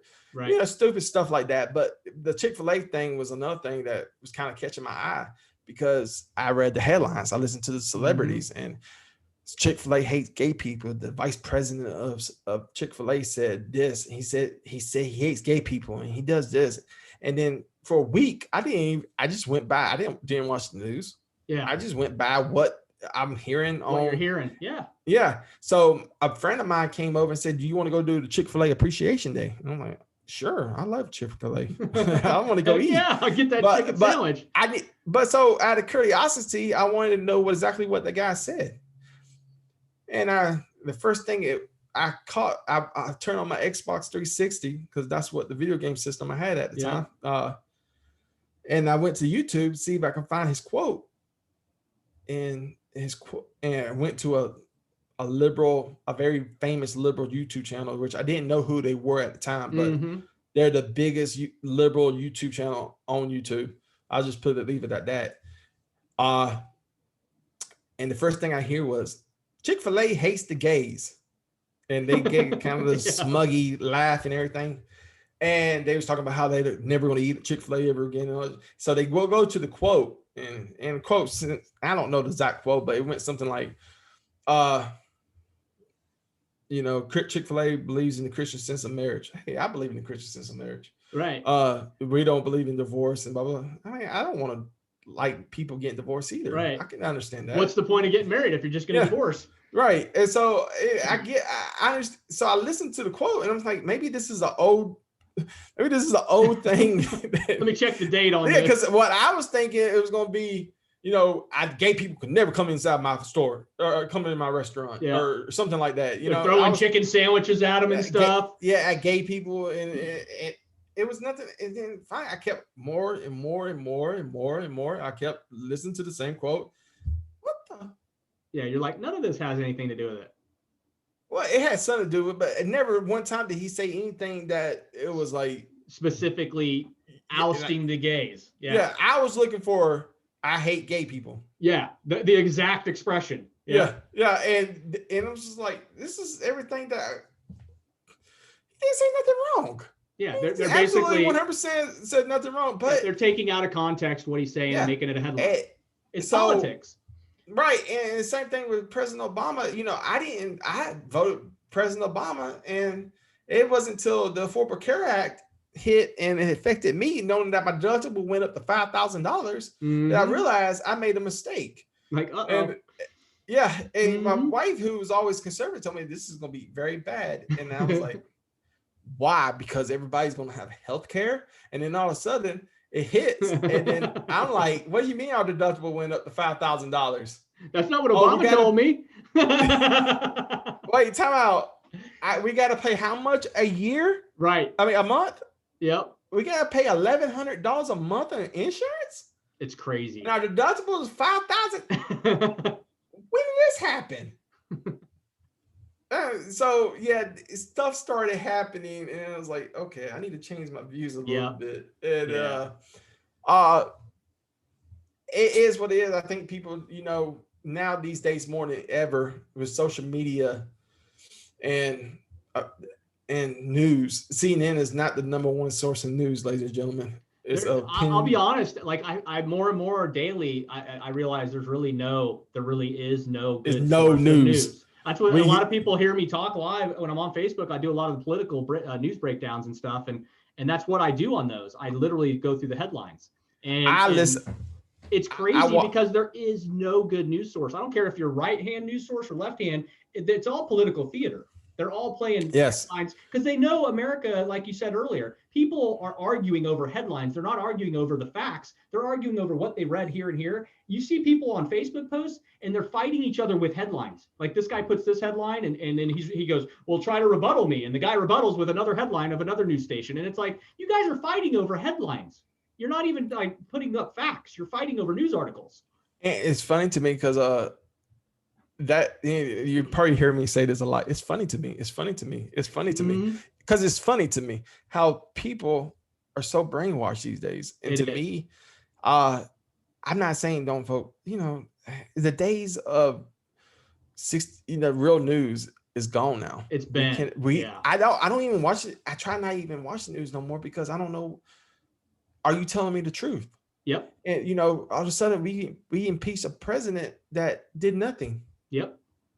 And but right now, according to YouTube, we can't even talk about a certain subject, or you'll be booted off YouTube. Yeah, and on most platforms, and even on searches, you go to searches and they're even restricting. Dude, I was looking myself. I do this often, like once a year at least. I'll look myself up and just see what's on the internet about me. And I encourage everybody. I tell the audience this all the time. Go ahead and search for yourself. Don't search yourself, because I searched myself one time. I kept going to porn sites. I was like, whoa. You're like, man, I look good. That is not the real size. Yeah. No. Yeah, yes, it's one of those. I'll search and I'm like, man, there was information there last year that is no longer even on the internet of me. Like just weird stuff. And I just find it, you know, you got to really do your research. And at the end of the day, there really is no good media. And I think like you said, the brainwashing part of it comes in where, to me, it comes into where if you really believe this party has your best interest, and then you want to believe this party has your best interest, and then you watch what we've been going through during this pandemic, like we've literally watched both parties argue over our taxpayer wallet of how much money they're going to give back to us out of our own wallet. Right. And we're supposed to go, well, I'm with them. And the other people are going, I'm with them. And everybody's arguing. But at the end of the day, dude, they're holding our wallet hostage. Neither party's doing good for us. Neither party's doing any good. And people don't understand that stimulus money is our money. Yeah. And it kills me. And people are like, well, what about this foreign aid package? And I'm like, it is a foreign aid package. You know, because at the end of the day, does Flint, Michigan have fresh water? No. So why are we paying for gendered studies? Okay. Does Ohio have the bridge that's collapsing that people drive over to work every day? Have they got that fixed yet? No. Okay. Well, then we don't need gender studies. And guess what? And those people that usually people in Flint, Michigan are the ones that voting Democrat. Yeah, and the ones that aren't are not getting their voice heard either. You know, that's the problem, is the ones that are like, I realize I see through the sand. I literally am going to vote Republican this time, and they do. And then they get what we're seeing now, where people are like, there's no election fraud, but really we're already seeing where people's votes are being oppressed. I think it's because celebrities are, I mean, not celebrity, people are listening to celebrities. They're the influence, really the best interest. You know, I'm a big, the Rock, Dwayne Johnson, you know, once again, I'm not going to tear up my WWE network card. You know, I'm going to still watch The Rock, even though he endorsed Biden and Kamala Harris. However, he's not a real person. He don't know what he's talking about. He's up at 4:30 in the morning working out, and then after he finishes working out, he's working 16 hours a day on a movie set, and he going to bed. He don't know what's really going on in today's world. He's too busy counting his money. Yeah, he's got product endorsements. He's got royalties coming in from movies from 10, 20 years ago. The only thing that man knows right now, he knows that a Democrat went up to him and said, you know, right now people are poor and Biden will help them. Okay, I will endorse him. That's all he knows. I'm not saying The Rock is an idiot. No, I'm saying he's The Rock is a very intelligent young man. Well, he's not, he's older than me. The Rock is a very intelligent human being, and he's a man's man. However, he don't know what the hell he's talking about, because 20 years prior to that, he was on the Republican National Convention because the WWE told him to go there. Yeah. So, you know, it's crazy how money, you know, I mean, everybody needs money. You know, you got to pay bills. You got to be an adult. But at the end of the day, it's crazy how money influences so many things. And then, like you said, celebrity influences. A funny thing you just mentioned, though, was like, I used to get my information from like whatever, music or song, or that's how I was growing up with me too. You know, you'd hear in a song, like I love, you know, a lot of the old hip hop and stuff. So like, you know, you'd hear like Fuck the President, or, you know, any of these old school hip hop songs. And like Ice Cube was very politically influenced. And so a lot of his old music was like that. And it's kind of one of those things where you're like, growing up, you heard those songs, you liked that music, and it was like, that was how you were. And so it's sad to know that even nowadays it's the same thing. So a new artist comes out, they're going to start telling us, you know, screw Trump, vote Biden, boom. Next thing you know, you're endorsing that. And it's been like that for years. I was always so blind to see it. Yep. I mean, you can't easily get brainwashed, and it's ignorance. But however, till people start waking up, and I don't think anybody's ever going to really wake. I think it's been like this for years now. It's gotten 10 times worse. I feel like it's just getting, it's like the dumbing down of America. I feel like we're just getting worse. Oh, yeah, most definitely. And the fact that what we just saw in November, in which I'm not going to talk about, but I'm just going to say that it was kind of blatant. And, there's no hiding on both sides. Honestly, on both sides, I don't think they're hiding anything anymore. I think, and a lot of people are like, well, look, the left, they're not hiding anything. Dude, the Republicans are doing the same thing. I mean, look at Mitch McConnell. Yeah. You couldn't ask for another. Oh, yeah. I mean, this guy just straight up waited until he won the election, then turned around and said, I am on this side. I'm going with Pelosi, and Biden is going to be in on the 20th. I mean, dude, you can't get any worse than that. I tell people all the time, look, man, hey, look, it's so bad that we had a president. Look, I was skeptical about Trump. Oh, I was too, man. I the whole time I was laughing. You know what I compared it to was freaking Schwarzenegger. I'm like, dude, we're gonna have Schwarzenegger, the governor of California. Now we're gonna have Trump as the president. This is great. But for some of the historic things this man has done in Jerusalem, and he'll never get credit for. He'll never get credit. North Korea is the big one. I mean, this is just history. Yeah. And it got dumbed down. Like, I remember watching CNN when he walked across the North Korean border for the very first time. And shook Kim's hand. And then Anderson Cooper came on. This is the disgusting day in America. Like, what the? Seriously? Are you really upset? And then Don Lemon's like, this is horrible. It really got to a point where they became the Fox News of Fox News did to President Obama, because no matter what you say, President Obama did some good things. He did do some good things. Yep. But was he the greatest president of all time? Hell no. But is he a historic president? Yes, very much. Yeah. I would actually, and people, my Republican friends will probably hate me for this, and I'm pretty sure that some of my Democrat friends already don't like me now. I would go as to say that President Obama deserved his head on Mount Rushmore due to the historic factor of his presidency. Yeah, I think that the difference is the transparency. Is we didn't get the transparency of his administration until after, which is where we heard all the bad stuff. Well, I knew, well, right now, he goes up there and he's lying just like the rest of the Democrats. Oh, yeah. And it kind of hurts your feelings that, somebody that historic is playing politics.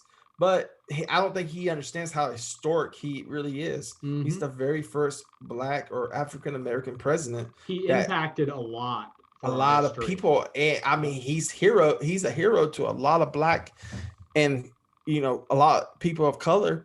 Mm-hmm. And but right now you go up there and you lying just like Nancy Pelosi, and it's sad, but that's politics. I mean, that's why I don't want somebody like Tim Tebow to get in politics. Right. Like, no, he's going to be corrupted. Yeah, he's going to get corrupted. Just no. We don't want to ruin Tebow. I really stand by that. I really say because of historic, how important his presidency was. Yep. I would say that maybe, and I'm not saying it will happen. I'm saying maybe we should have talks, maybe having his face put on Mount Rushmore. Right. Just due to the fact of how historic his presidency was. We could do his face with Trump's wig. But I mean, it's something to talk about. I'm not saying I agree. I 100% agree with that, because as much as I could find a million ways to bash the things his administration did wrong, culturally and historically, his 8 years really impacted America in ways, and in a way it did divide some, but it also brought together some cultures that would have never shook hands. I wouldn't even go and say all that. I'm just saying that the fact that he was the first Black president is historic. Yes, in itself. Yeah. When you sit there and think about somebody like Emmett Till, mm-hmm. or Martin Luther King, or some people that lost their lives. There's numerous other people. Just names just couldn't come up the top of my head. But somebody like Emmett Till, who lost his life mm-hmm. for something he really didn't. It's now being proven that something he didn't even do, and for him at least, so I mean, think about it. Emmett Till. No, I'm not going to race and everything. It's just the fact that if you listen to that story of a boy who got murdered all because somebody said something that he did, he whistled at somebody. That was our history. That was what the United States, the South, where we live. Yeah, that's what it was. Was what it was like in that time. And for now, 65, 75, 85, 95, 53 years later, we have a Black president. Yeah. Shows you how far the United States come. So yeah, he's a very important person in the United States history. I hope he knows how important he is to America. And I hope one day that he doesn't become, he stops the politics. Yeah. I think he should. There comes a point where the political theater is what it is when you're a politician and you're actively on the scene. And I agree with you that I think that at this point, why not? He's already done his 8 years. He's not coming back. So why not just him and his wife step out of it, be honest with himself and be honest with the nation? Yeah, because this is the legacy I want to leave behind, and this is what I meant to do. He's the first president. He's the first president to bash our present. Yes, a current. That is correct. This is the part that I want you to edit. He's the first president ever to bash the current president. So what I'm trying to say is the former president of the United States is now bashing the current president. That's never in the history of America has that ever happened. Yeah. You never seen President Bush bash President Obama. Yep. You never saw President Clinton bash President Bush. Yep. You never saw President Bush bash President Clinton. Mm-hmm. Of course, you never saw Reagan bash President Bush. And Carter didn't bash Reagan. Yeah. And that's always been an unwritten rule where the next president always advises. I mean, we've known this. This is historical. The former president always advises the new president when he steps into office transitioning. It's never been where, like you said, where you've had one bash the other. Well, in all fairness, now we talked about propaganda and lies. I mean, how stupid can you be to sit there and think that America elected a Muslim terrorist from another country?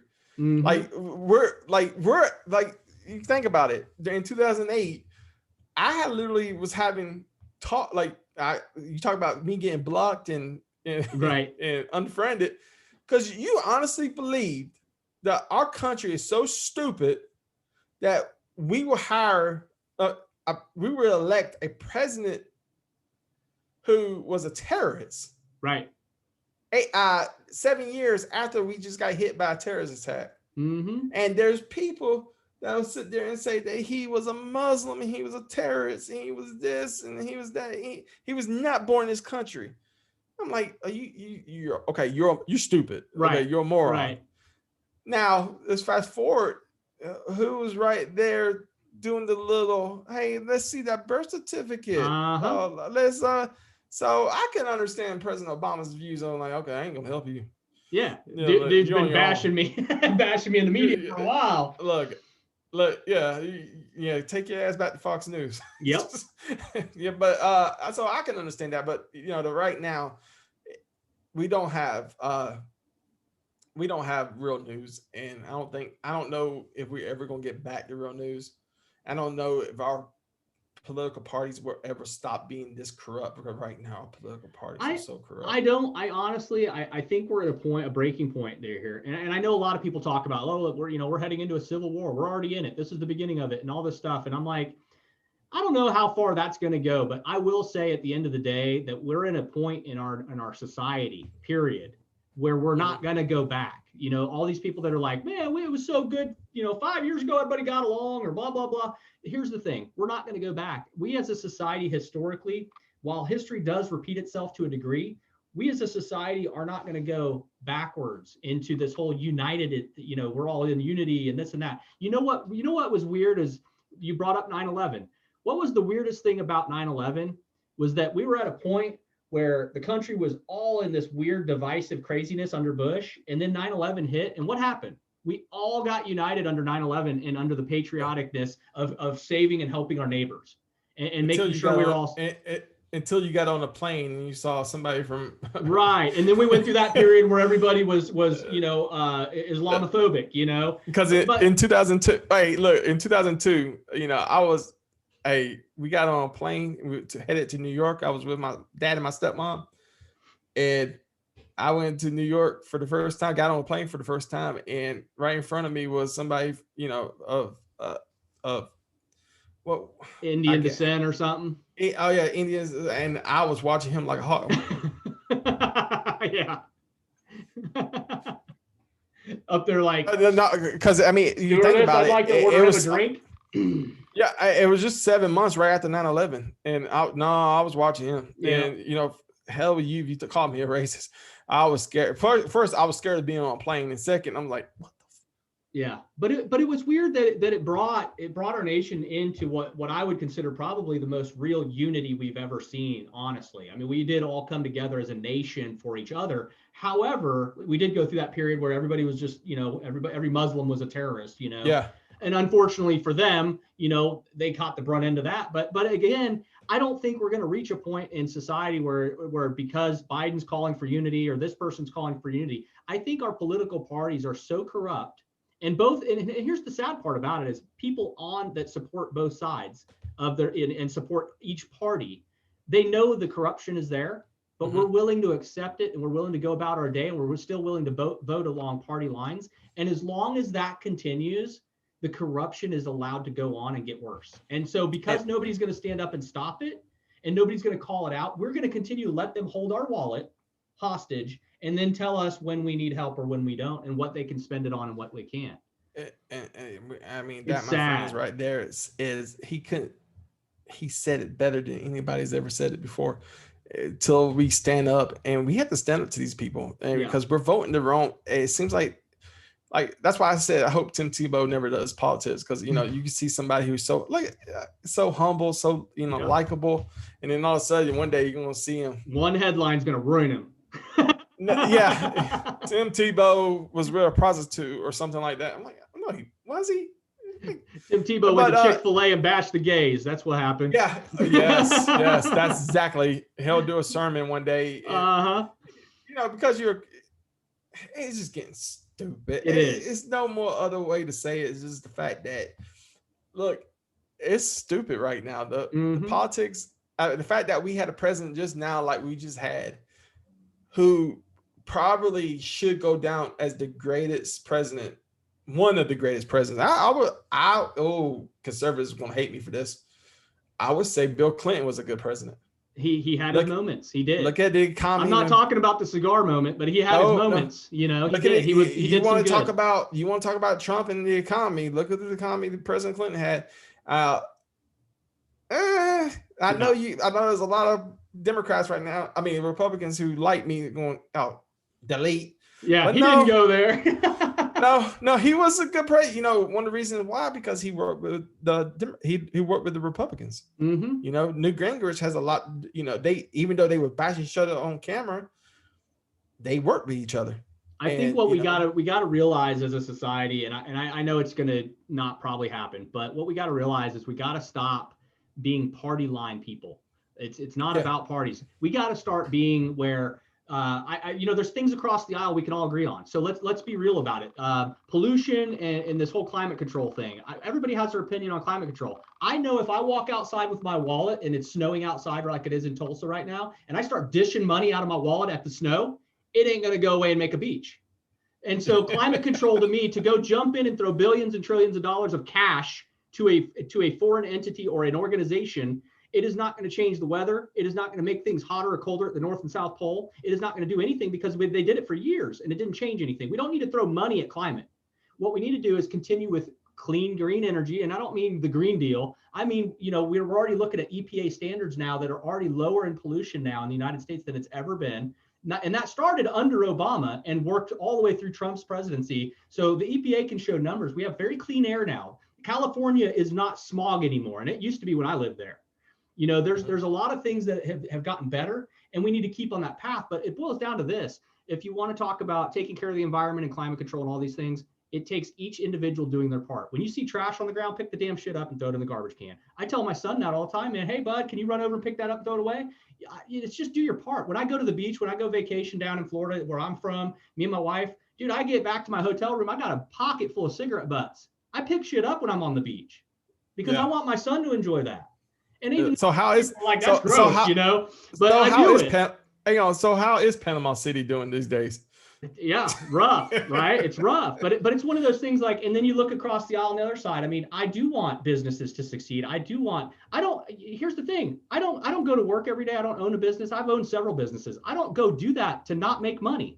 I do it to make a profit.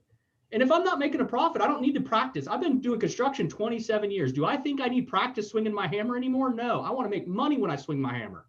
And so on the Republican side of it, I want businesses to make profit. I want people to get rich. Why not? I want to tell you a story. I'm not going to give out no names or anything. I'll tell you a story. So this was a while ago. And I got to hide the state too. Because keep it down. the person will know who I'm talking about. So I walk into my dad's house, and I was like, "Hey, Pops, hey, Joe, what's going on?" Yeah. So I'm sitting down, and I saw the phone ring, and he was talking, and then all of a sudden he's like, "Hold on, let me see who the fuck this is." My dad likes to cuss. Yeah. So anyway, he picks up the phone. I'm making up names here. Hey, Timmy. Hey, Theo, how you doing? I'm doing good. What's going on? And they start chit-chatting. I'm just nonchalant looking around. He's like, hey, Timmy. And he hits me on my shoulder. Listen to this. Hey, Timmy, you got a job yet? He's like, nah, I don't got it. No, Theo, I don't got no job, man. It's hard to get a job down up here. Right. I said, oh, okay. Hey, Timmy, Do they got Mexicans where you are? Yeah, yeah, T.O. By the way, the people who don't speak Spanish, T.O. is uncle in Spanish. Yep. And for the Spanish people like who is like, that's not how you pronounce it, you dumb mother. Yeah, T.O. There's a lot of Mexicans down up here. It's Mexicans everywhere. Hey, Timmy, do they got a job? Yeah. So my pops hit me on the show. So what's the problem? So my point is this. My point to that story is right now, it really and truly, it's so easy to get a job, but people are going to understand that you have to grow at that job. And where I'm coming from is that take this YouTube channel, for example, take the Two Party Podcast. Right now, I'm only speaking for myself. I can't speak for you. It can't go overnight. Right. I'm making $0. It costs me more to keep this thing running. Yep. Time, money. Yep. Yeah, it costs me 10 times more. I'm not making a dime off the CTS Interview Room. I'm making no money right now, but the plan is to make money. Yep. I can't not stop now because I'm not making no money, and then think that I'm going to one day, get paid for this. Right. It's a lot of work to this, and I want to get paid for it. And so you got to put your time in. You got to do this, and just like what you said, you go hammer. You may not make a lot of money at this particular time, but put your hard work in, and put the effort in, and then one day you may manage your own crew, or you may be owning the company, or be working in the higher ups. It really depends. That's why I tell my kids all the time, like, look, they say having a college education is not worth the money no more. Well, I'm here to tell you, if you have a college education, you got a degree, you're guaranteed to get a job. Yeah, you're a lot better chance to get a job than you do if you don't have one. Right. Am I saying that you're going to get the job that you want? Nope. No, I didn't say that. I said, because a lot of people get out of college, like I got a degree in journalism or communications, and I want to be an anchor. And never make it. Yeah. Okay. Yeah. You want to be a degree in business. I want to be the vice president of a CEO. Okay, cool. You know what the mailroom is? Got to start somewhere. Yeah. But you see, here's the kicker.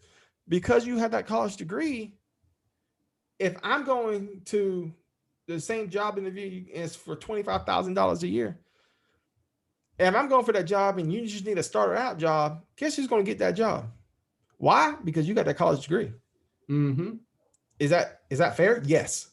Because that person put in the 4 years of hard work and dedication. And as somebody like me who just decided to not go to school and not work, and didn't put the effort in school like I should have. And then when I decided that it was time, it was already too late. I was broke and had kids.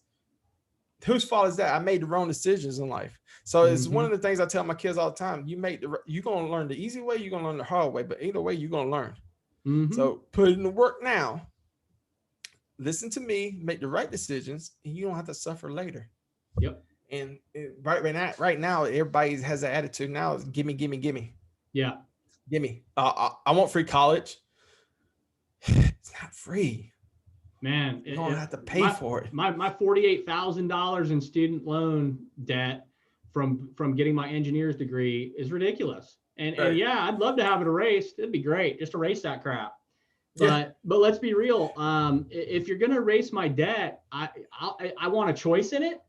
And I'm going to leave that student loan and keep paying on it. And I'd rather you start erasing my mortgage. I wonder if these people. I want them to erase stuff that I can use. I wonder if these people really think, and shame on the President Biden, or President-elect Biden. Shame on him, and shame on other Democrats to talk about $15 an hour. Yeah, being a big stepping stone. Yeah. Do you ever go back in time and realize and think, why was bread 5 cents a loaf? Or do you ever go back in time and think, why was milk 30 cents a gallon? Or you can go to McDonald's and a hamburger was 10 cents. Okay. Right now we're printing money like it's crazy. We just keep printing money and printing money. Our currency is worth nothing now. We're devaluing the dollar daily. Yeah.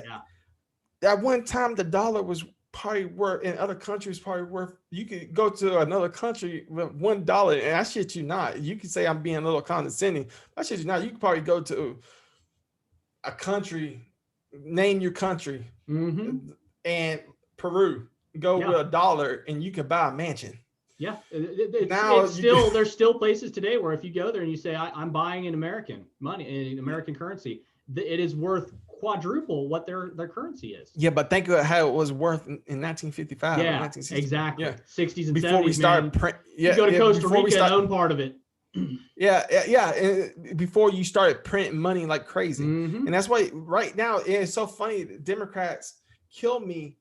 Because what was the one thing when President Obama was running for office, the one thing that we as a nation was concerned with, the national debt. $7 trillion. President Bush just put us in debt. Yep. We were in 2 wars. And of course, at the time, I was just, we're the national debt. Didn't know what the national debt was. National debt, this and this. Then all of a sudden, President Obama gets out of office and we were up $20 trillion. And nobody was saying a damn thing. Yep. I didn't even hear the national debt ever. I don't even hear it now. Nope. Because, you know why? Because President Trump, I think, I could be wrong, but I think he only spent in his 4 years $1 trillion, maybe $1 trillion. They've gone. It's gone. The deficit's actually gone quite a bit up, but it's because of. It's part of the transition from Obama's presidency. Well, how much is it now? Educate me. I don't know exactly. I could Google it. We could Google it real quick. But it's one of those things. When he left office, there was a high deficit. Yeah, because Trump took that on, and then he had to fix a lot of stuff that Obama left. Yeah, so the military costs money. President Bush left, it was $7 trillion. Okay, President Obama, it was 20. Now, what was it? So it says the final tally of the budget deficit for 2020 is $3.13 trillion. That ain't too. I mean, hey, if they're able to print, or they're able to print up $907 billion to go overseas and give us $600, I don't think 3.13 trillion deficit is really all that bad, to be honest with you. Yeah, and I mean, yeah, it sucks, but it says our shortfall is 984 billion. But okay, so altogether, so people who can't add, how much is the national debt altogether right now? Let's see, double the previous record. Government debt totaled about 27 trillion by the end of the fiscal year. That's what it says. So Trump is another person that spent a lot of freaking money. But again, you know, I like to remind people that we came, like you said, off Obama. We had a big national debt when he left office, and then he cleaned out a lot of stuff. He cleaned out the military. He cleaned out. He let things get depleted. So when Trump came in, he wanted to do all these things with the military and help with the depleted areas, and he did. And when he did, that was an immediate. It's like me or you going to a new job to become the manager and handle accounting. We go to a new job where the last accountant sucked and he spent all the money, and we show up and now we've got to get new paper towels for the bathrooms. We got to get new stuff for our workers. So we're going to spend a lot of money just coming in the office.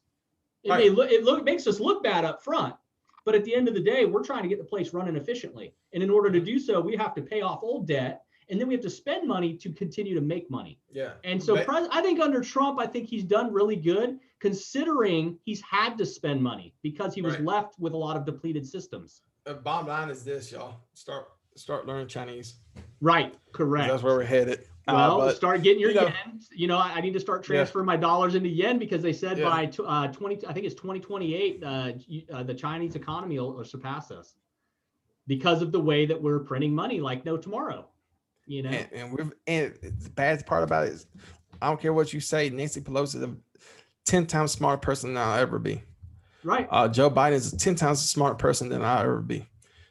College professors are 10 times smarter people than I'll ever be. But these are the people sitting there like, hey, look, you got to do it. We got to do it. Get Trump, Orange Man bad. Orange Man. Well, I was going to mention that. I was going to mention that earlier. I have several friends of mine that we're still good friends, and we've been, grown up together and stuff. And we've had the discussion, and I'm like, why did you vote for Biden? And they're like, I don't care who it was. I just want Trump out. And I said, so you threw your vote in the hat just because you didn't want a man you don't even know personally, let alone as our president, because you've ignored him for 4 years. You threw your vote against somebody you hate just to get him out of office, even though you can admit the person that you voted for is someone you don't want in office. And that was the conversation. They said, I don't want Biden in there, but I definitely don't want to keep Trump in. Right. And it's a conversation I wish I could have had my great grandfather before he voted for Biden. It's, you know, I wish I would have got. Yep. You didn't catch that. Look, everybody's looking, everybody's like, you should have had a conversation with your great grandfather. Yeah. Anyway, it's so petty now. It's like, I just wanted this person. It's like the same thing happened in 2016. You know, some people didn't even know why they didn't want Hillary Clinton president. I just didn't want her in there. Yeah. Is there a reason? Yeah, I can tell you the reasons. I didn't want her in. But then again, in 2008, guess who I was voting for?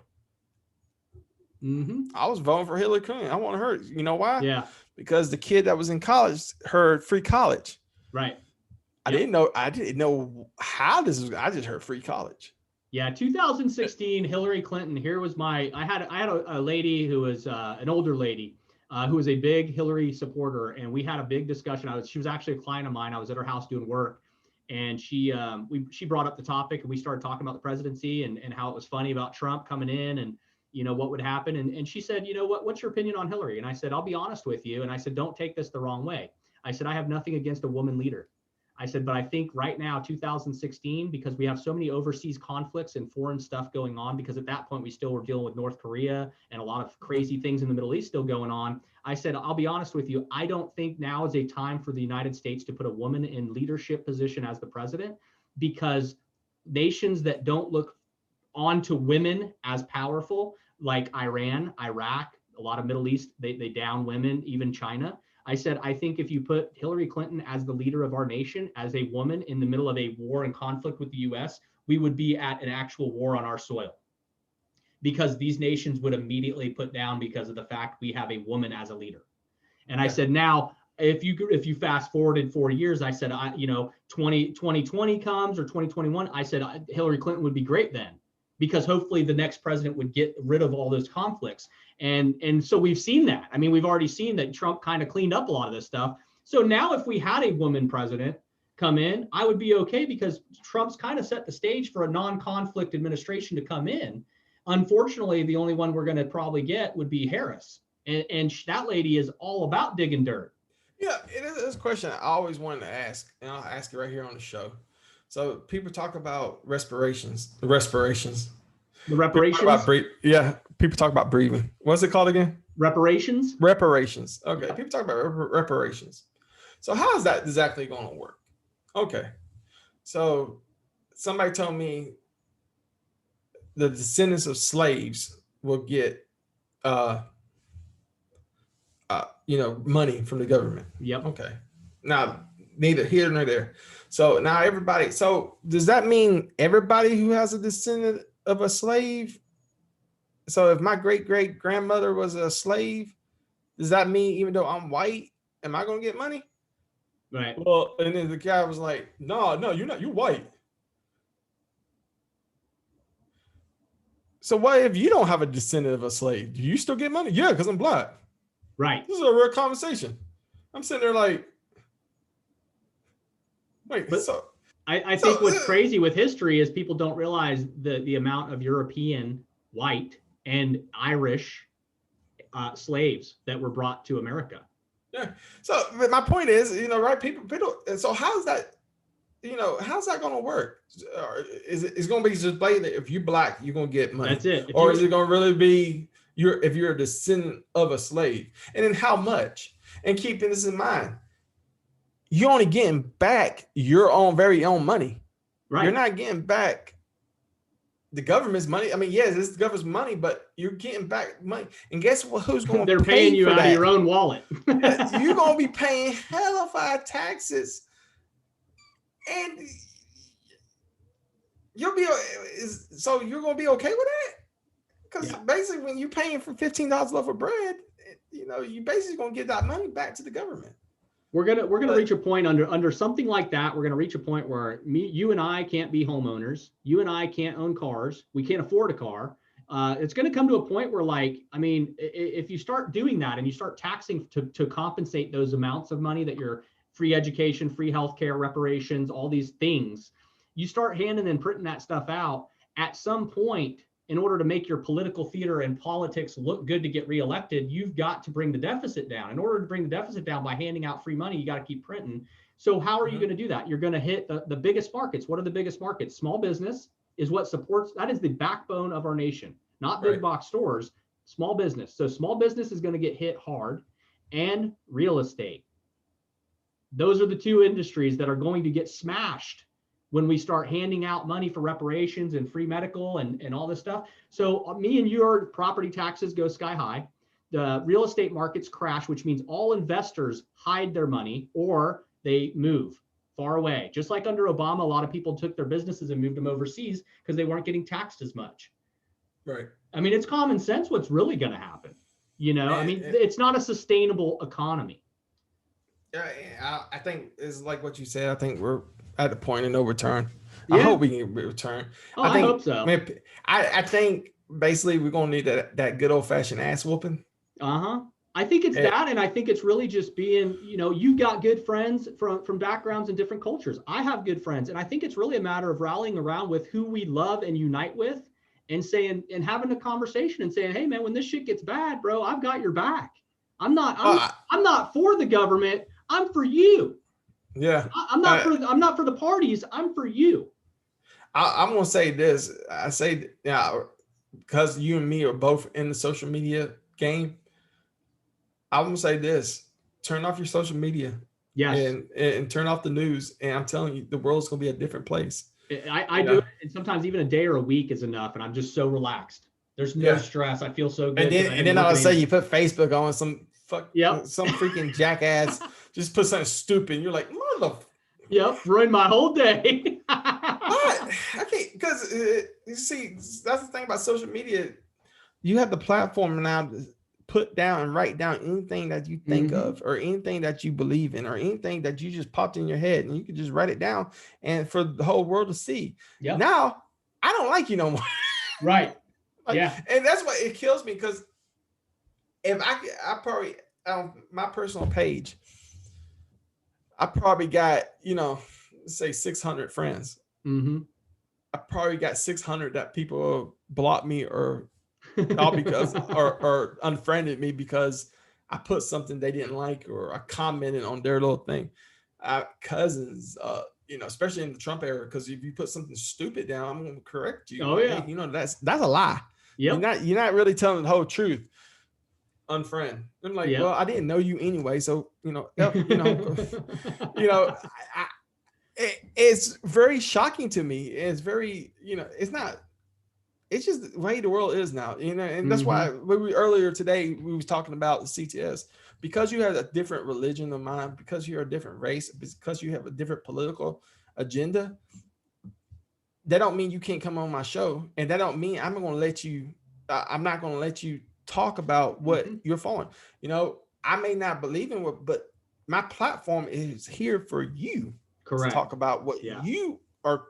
So if I have let's say I have a liberal Muslim, I don't even use religion. Let's say, let's use politics, because this whole show right now has been about politics. Let's say I have a liberal come on my show, and he's talking stuff, and it's like, just, he's not really telling no lies, but he's just spreading his platform and everything. You come on, as long as you're not really lying. Yeah. Like, as long as if I do come back and say, where did you hear that? I want to hear the fact.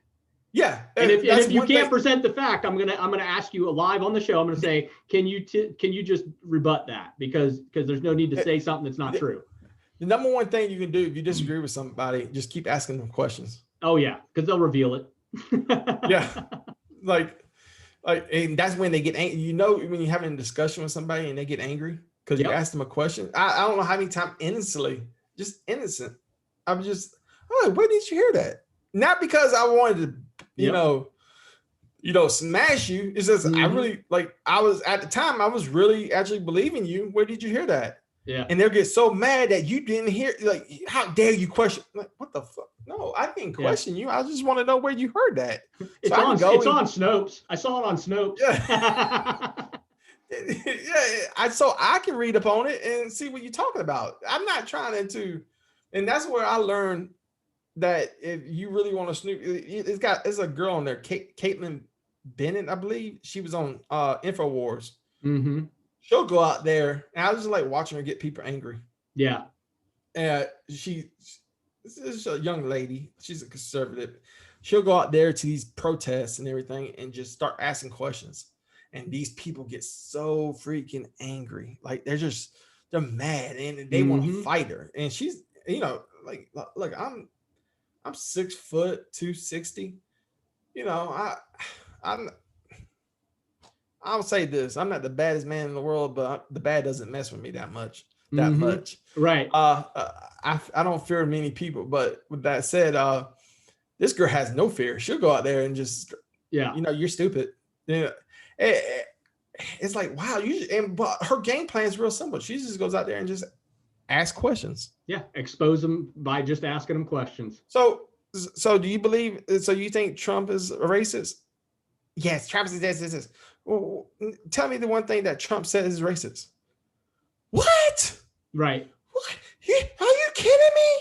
He said, no, just tell me one thing. He said Mexicans were murderers. No, he didn't. What? You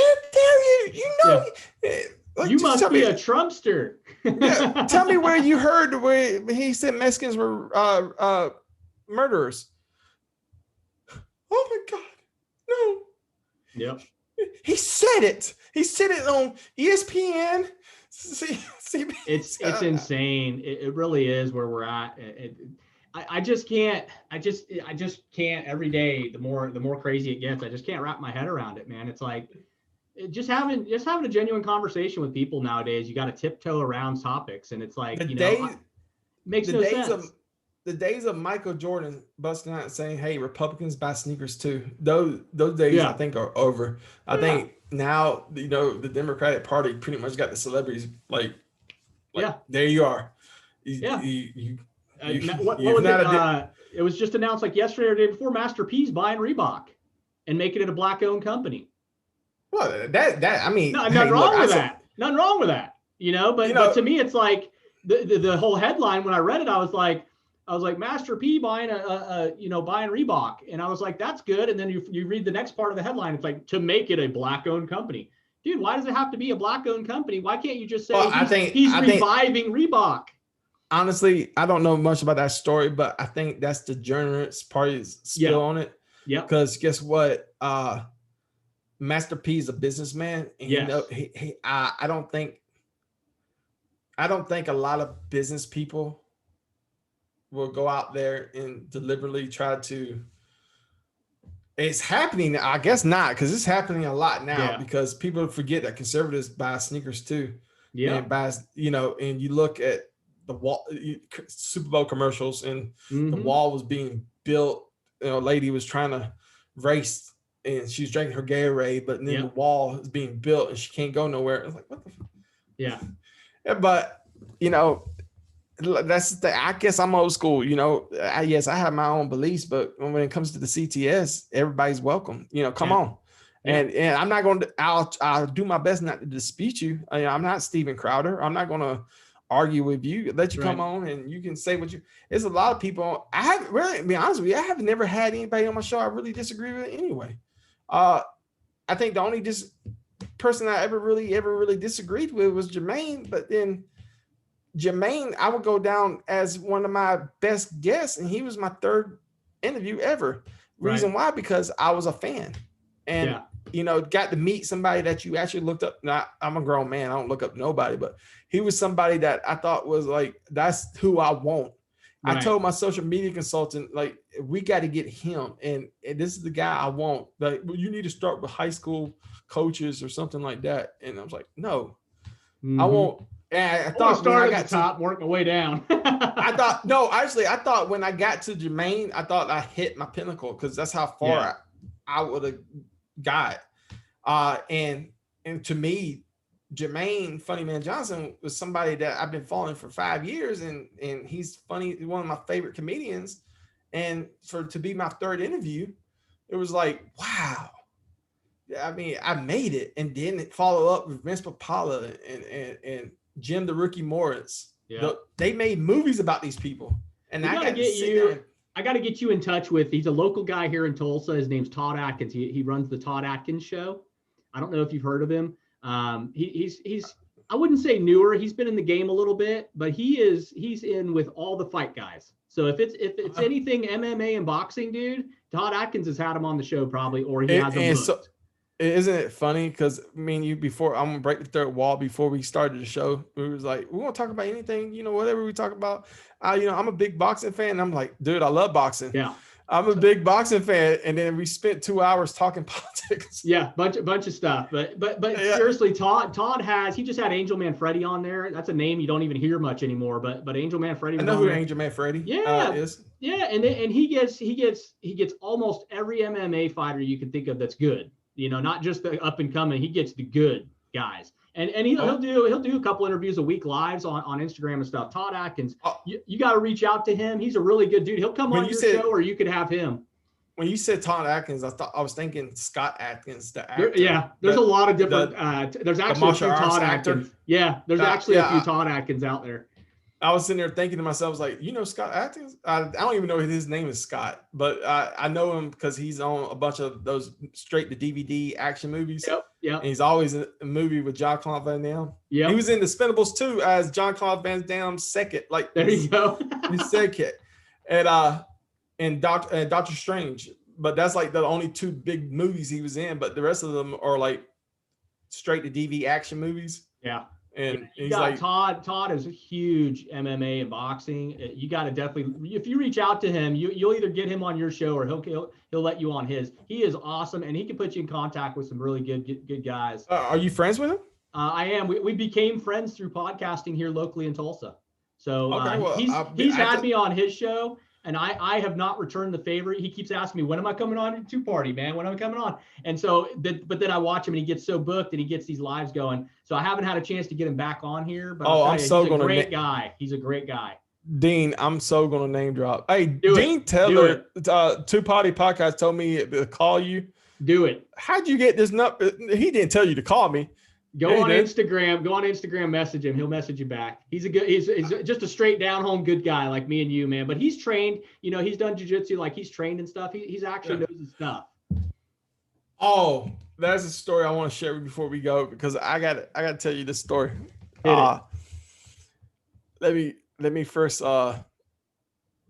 if you look on my page, and I feel bad. I hope you edit this part because it's I forgot the guy's name. So, man, give me a second. Videos. So we wanted to do a special kind of stuff about Cobra Kai coming on Netflix. Yeah. And so we got Sean Kanan, who played Mike Barnes. We had him on the show before. Yep. And we got him. And we got him again. Okay. And then we got Daryl Vidal. Now, Daryl Vidal is famous he's big in the martial arts, but he's also famous he's the guy who played one of the competitors. He fought Johnny in Karate Kid Part 1 in the finals before he got the Ralph Macchio. And he also, a lot of people didn't know this, and we learned that day that he was also Mr. Miyagi doing the crane at the beach. Okay. Yeah, so a lot of people didn't know that. He didn't get credit for it till like later on. Right. But he was actually the guy on the little stool in the beach doing the crane. Well, he's a big martial arts guy. And I was telling Sean, because me and Sean, we will communicate once in a while, are you busy? Can you come on the show? Do it, whatever. And just because of the situation of the CTS now than when it was then, he has a business arrangement. And, we're lucky at that point where we don't have to do that business arrangement no more. But we've been in contact, and we probably will have him one more time or two more times or whatever, but the business arrangement might have to change a little bit because we don't have to do that no more. Right. Anyway, so we had Daryl, and he's a big martial art. He makes 7th degree black belt, different martial arts. And now I want to relate to this person. Right. I know a little bit about a little bit, and I was, but I wanted to make, if you watch the video, I want to make it very clear that I'm nowhere near your level of martial arts. But then the same the stuff that I was spewing in my mouth, it made it sound like I was like this big time MMA fighter. Yeah. And then after I watched the video and I put it on YouTube, I kept thinking to myself, somebody's going to test me. Right. It's going to come up sideways. It's over. Yeah. Somebody's going, oh, so I heard a little something. Damn. Yeah. I remember telling Sean, and I was like, Sean, I just wanted to relate to the guy because I did a little training, but nothing to be bragged about, nothing to, say that I can go out there and just beat Brock Lesnar up. Right. But it's just, I just trying to relate to the guy. I just kept thinking to myself, I should have just kept my mouth shut about what I thought I knew. And, I made that mistake. And, you can see in the video, you can see he's kind of like, yeah. It's like, yeah, man. Yeah, sure. And I saw a video of him kicking some guy. And I remember doing talking because the way I do my interview, I think we have Skype at the time. Right. The way I do it now is like when you're talking, the camera shoots to that person who's talking. Yep. Okay. At the time we was doing Skype, but you can see me talking to him, and we was talking about Bruce Lee, and he said Bruce Lee was like 5'4". And I think the conversation was like, what is Bruce Lee as bad as people say he was? And could he beat up Gracie or Tito Ortiz? Is he as invincible as everybody portrays him to be? Yeah, or thanks. And his answer was no, but he kept telling me about statistics about him about being 5'4". I'm thinking to myself, if you're 5'4", you have no chance against me. Right. And you can see you start downplaying him because of his size. I was sitting there like, I've been in that I can take Bruce Lee. I was sitting there and you can see the look on his voice. I just basically bashed his childhood hero. Right. And I just said I could whoop his ass. And you can see on his face like, yeah, okay, man. Yeah. But Darryl Vidal was one of those people. I've met so many interesting people on the CTS, just like you will. And when we get off, when you get off camera, we're gonna talk about how we can upgrade your guests, and I want to show you some certain things that I do for sure. And just like you and me, we're in the same boat, and hopefully that the Two Party Podcast and the CTS. It's hell. I was gonna say 5 years. Say 5 months from now, we're one of the biggest names in podcasts and YouTube. It's all about cross-platforming.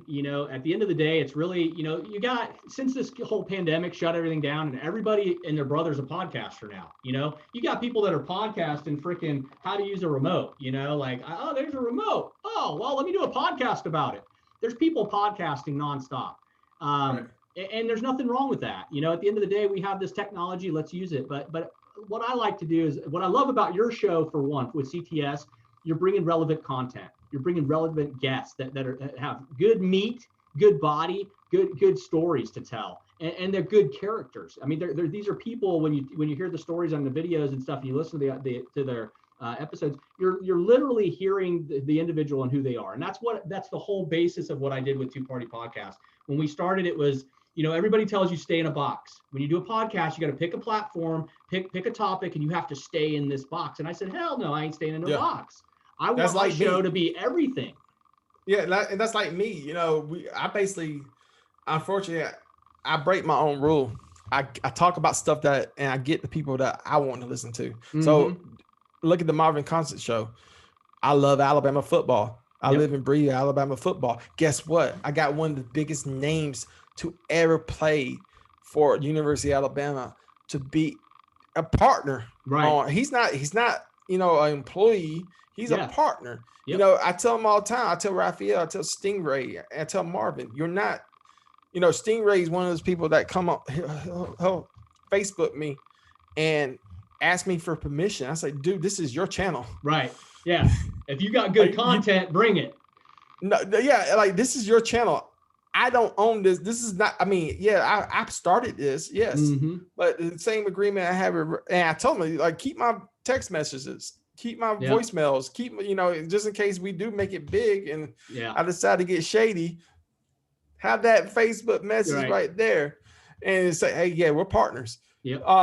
This is your show. This is your channel. And, you know, do what you want. Only thing you can't do is change the name to CT. This is started because of my mother. Yeah. And if you want to change it, you go do your own show. You know, I mean, at the end of the day, no, you can't be like that either. You got to kind of be like, that's what Carolyn is going to stay in the name. Yeah. You've got to be loyal to that. Yeah. Carolyn, you know, this didn't start because, you know, I wanted to be on YouTube. Right. This started because of my mom, who she, you know, I'm not going to get teary-eyed, but she is the love of my life. I mean, she's my mother, you know. Yeah. You said anybody that has a mother, no, and you said you lost your mother? My mom is still alive. She's crazier than hell. Okay. Crazier than hell. Okay. Yep. Well, I mean, everybody's going to go through it. I did not understand. And my mom tried to explain this to me, you know, when your son or any of your kids, when, you know, when they want protection, they go to, who do they go to? They go to the mama. When they get hurt, who do they go to? They go to your mama. Yep. As a father, I want to protect my kids. I want to love my kids. When they get hurt, I want to be the first one to grab them and say everything's going to be okay. But they don't want that. They want mommy. Right. Why? It's funny. When my mom passed away, that was something that was I'm going to say this. When I was younger, I kept telling myself, I hope I'm a little older. Like I hope I can keep my mom for 25 years of my life. Right. Or I keep my mom 30 years. And then when I turned 25, you know, it was like, I hope I can keep her till I'm 30. And when I turned 30, I hope I can keep her to 35. And when I'm 30 to 35, I hope I can keep her till I'm 78, till I'm 78. And when I lost her, and it's funny to me, and what I'm trying to get at is, as a little boy, you had that comfort blanket. Yep. You know, it's like when you're down and out, who you go to your mama. Yeah. You know, when I have problems, who do I go? I don't go to my dad. I go to my mama. When I need somebody to tell me, pat me on the back, who do I go to? I go to mama. I don't go to my wife. My wife ain't gonna pat me on the back. My wife gonna tell me, my wife's gonna kick me. My wife's gonna kick me in my backside. Yeah. You know, my dad's from Spanish Harlem, New York, you know, from Puerto Rico, from Spanish Harlem, New York, 2 tours of Vietnam. My dad ain't going. He's not trying to give you a hug right now. No, stop being a pussy and get the and go get the beard. You know, I'm just being funny, but you know, that's my dad. But my mom was that person that was, you know, she'll tell me I could do anything. You know, she'll tell you that you can go write a book even though you're fucking illiterate. You know, yeah, you could be a director of a movie, Joey. You can do anything you want to. I love you so much. That was my mom. You know, what did she get on my fucking nerves sometimes? Yes.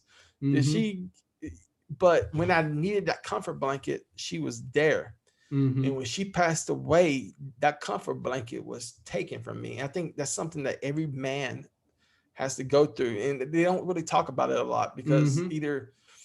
Well, we're men. We're supposed to be tough. Yeah, you know? And trust me, masculine person.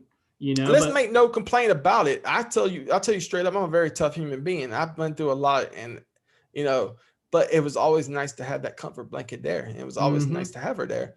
And when I say I love my mama, I mean that with the bottom of my heart. That I was a mama's boy, and you hear stories about Elvis Presley and his mama, or you hear like, you know, I will forever say that woman was the love of my life. And, you know, for her not to be here no more, it's tough. And to this day, this May will be 2 years.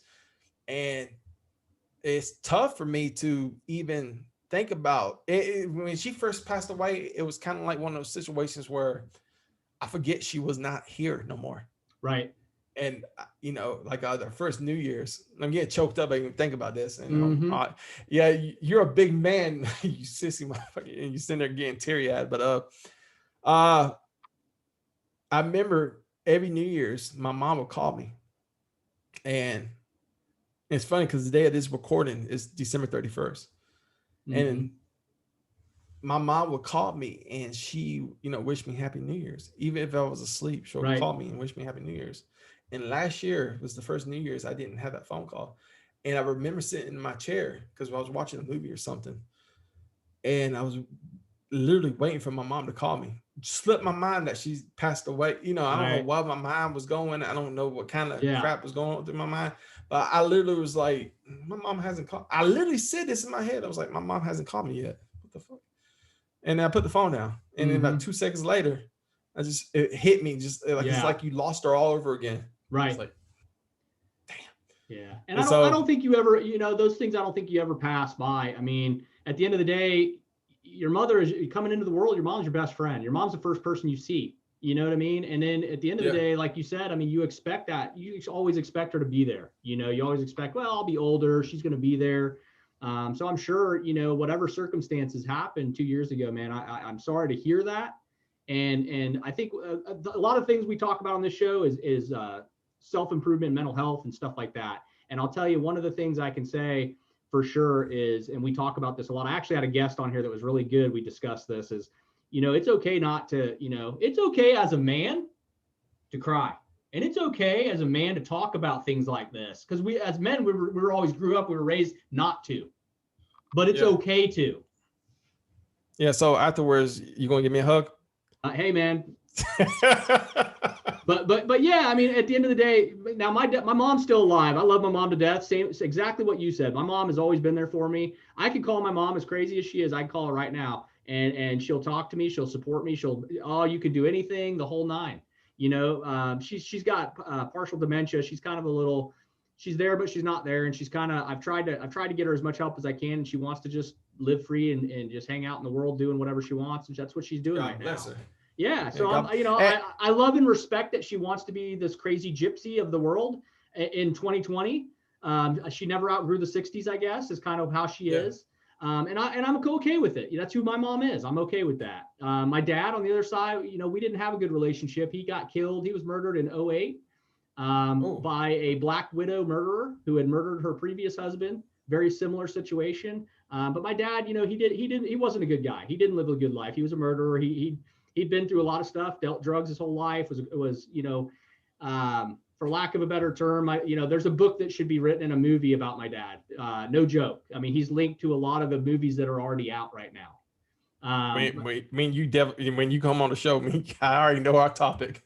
Yeah, I get a lot of people that are like, hey, yeah, you come on, we talk about it. I mean, I got newspaper clippings that go on for days about my dad. He's you know, you watch the movie Blow, you watch the movie Cocaine Cowboys, you watch a lot of those movies. Yeah. And that is my dad. Those were his friends. Those were the people that he ran for. But my dad was he was not the nice end of those things. He was the guy that collected for the people that wanted their money.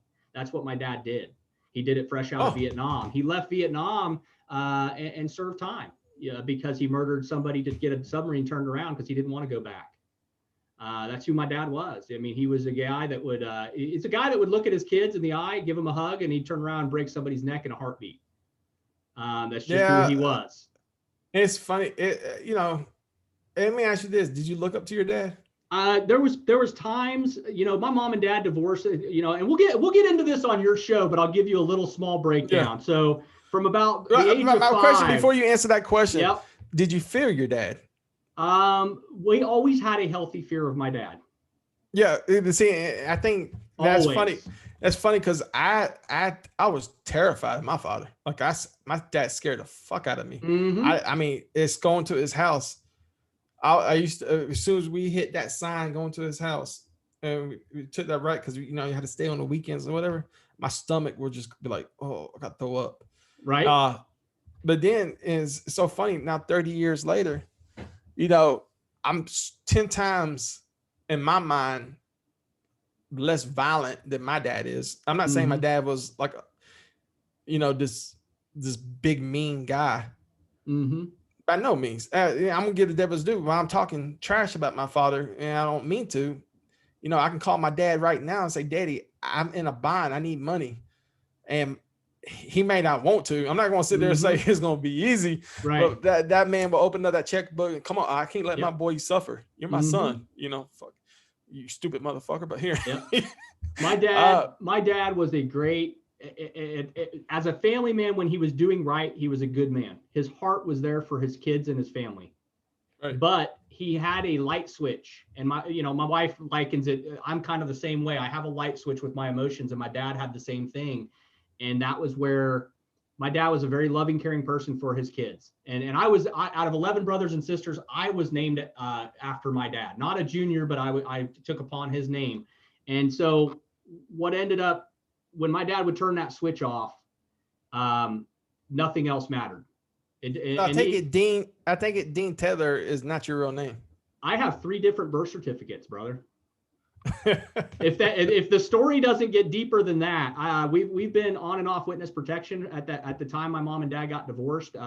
We were held hostage and kidnapped by my father, and we were put in a lineup in a police shootout in the midst of that's how they got custody back. My mom got custody back.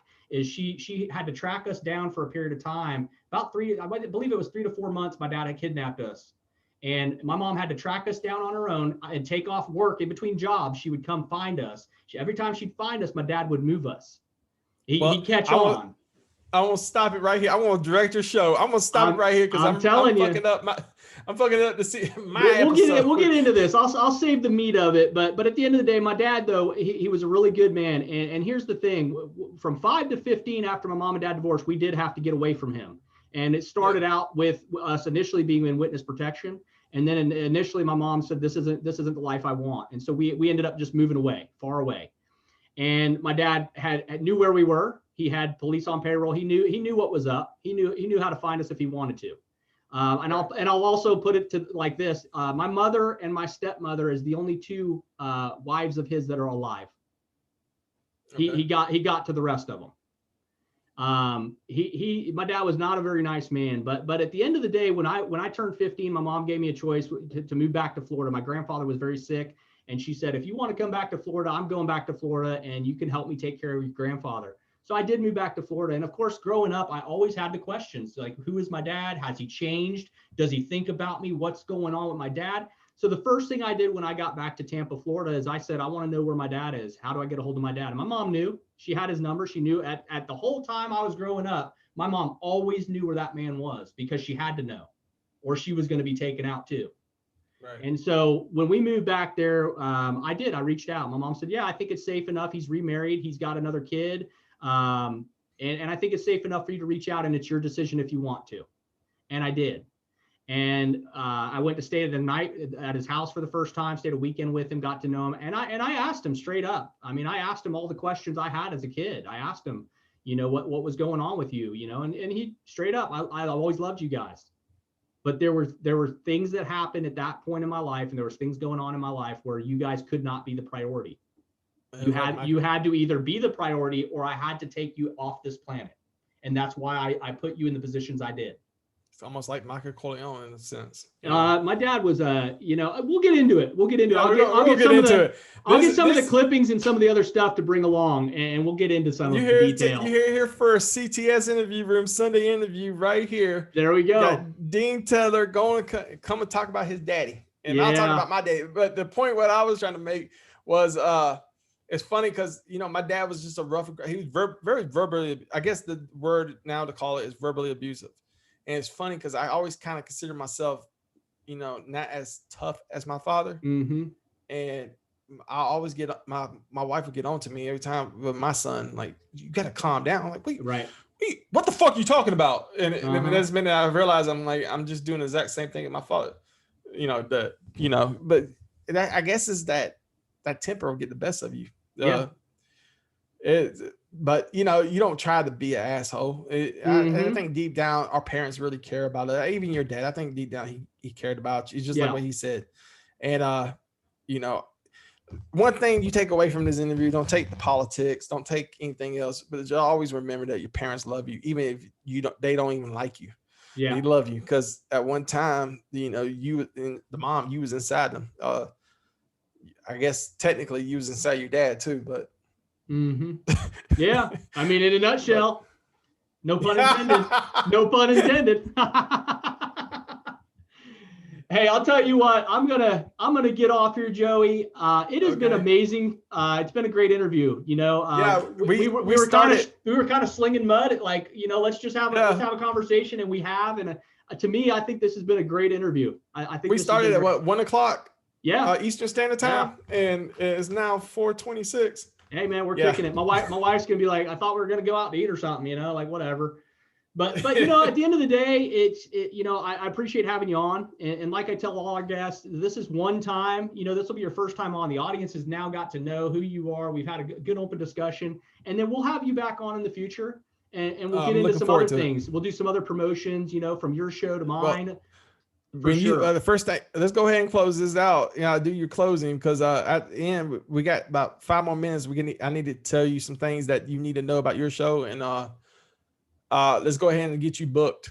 Let's do it. Let's do it, man. All so again, this is Dean with the Two Party Podcast. I'm on here with Joey, and Joey, I want to just give you a real quick opportunity to go ahead and promote CTS page, anywhere where people can find you. Go ahead and hit that. Well, I'm going to go ahead and hit that real fast. CTS Interview Room. You can catch me on the CTS Interview Room Sunday interview. New interview every Sunday. Then on that channel, you got the man, the legend, the myth, Stingray, the Mississippi State Superfan, now the SEC Superfan. He does the game of the week, and you got Raphael and myself. We do the top 10, where we do a list of the top 10 subjects, topics, or people, whatever top 10 we're going to do. And then, of course, we got the man, the hardest hitting mofo to ever put on the pads of the University of Alabama, Marvin Constant. He does the Marvin Constant Show, where we have Alabama legends come on and we talk to them. So if you're an Alabama football fan, hell, if you can be an Oklahoma or Florida fan, you come and watch us. Catch us on YouTube, CTS Interview Room, and go to our Facebook page, Carolyn's Treasure Shop, and go ahead and like and follow us and subscribe. All right. Awesome. Again, I appreciate having you on here, and let's go ahead and finish this out, and then you can get me booked whenever you're ready. We can get it booked. All right. 10-4. All right. You have a great day. All right.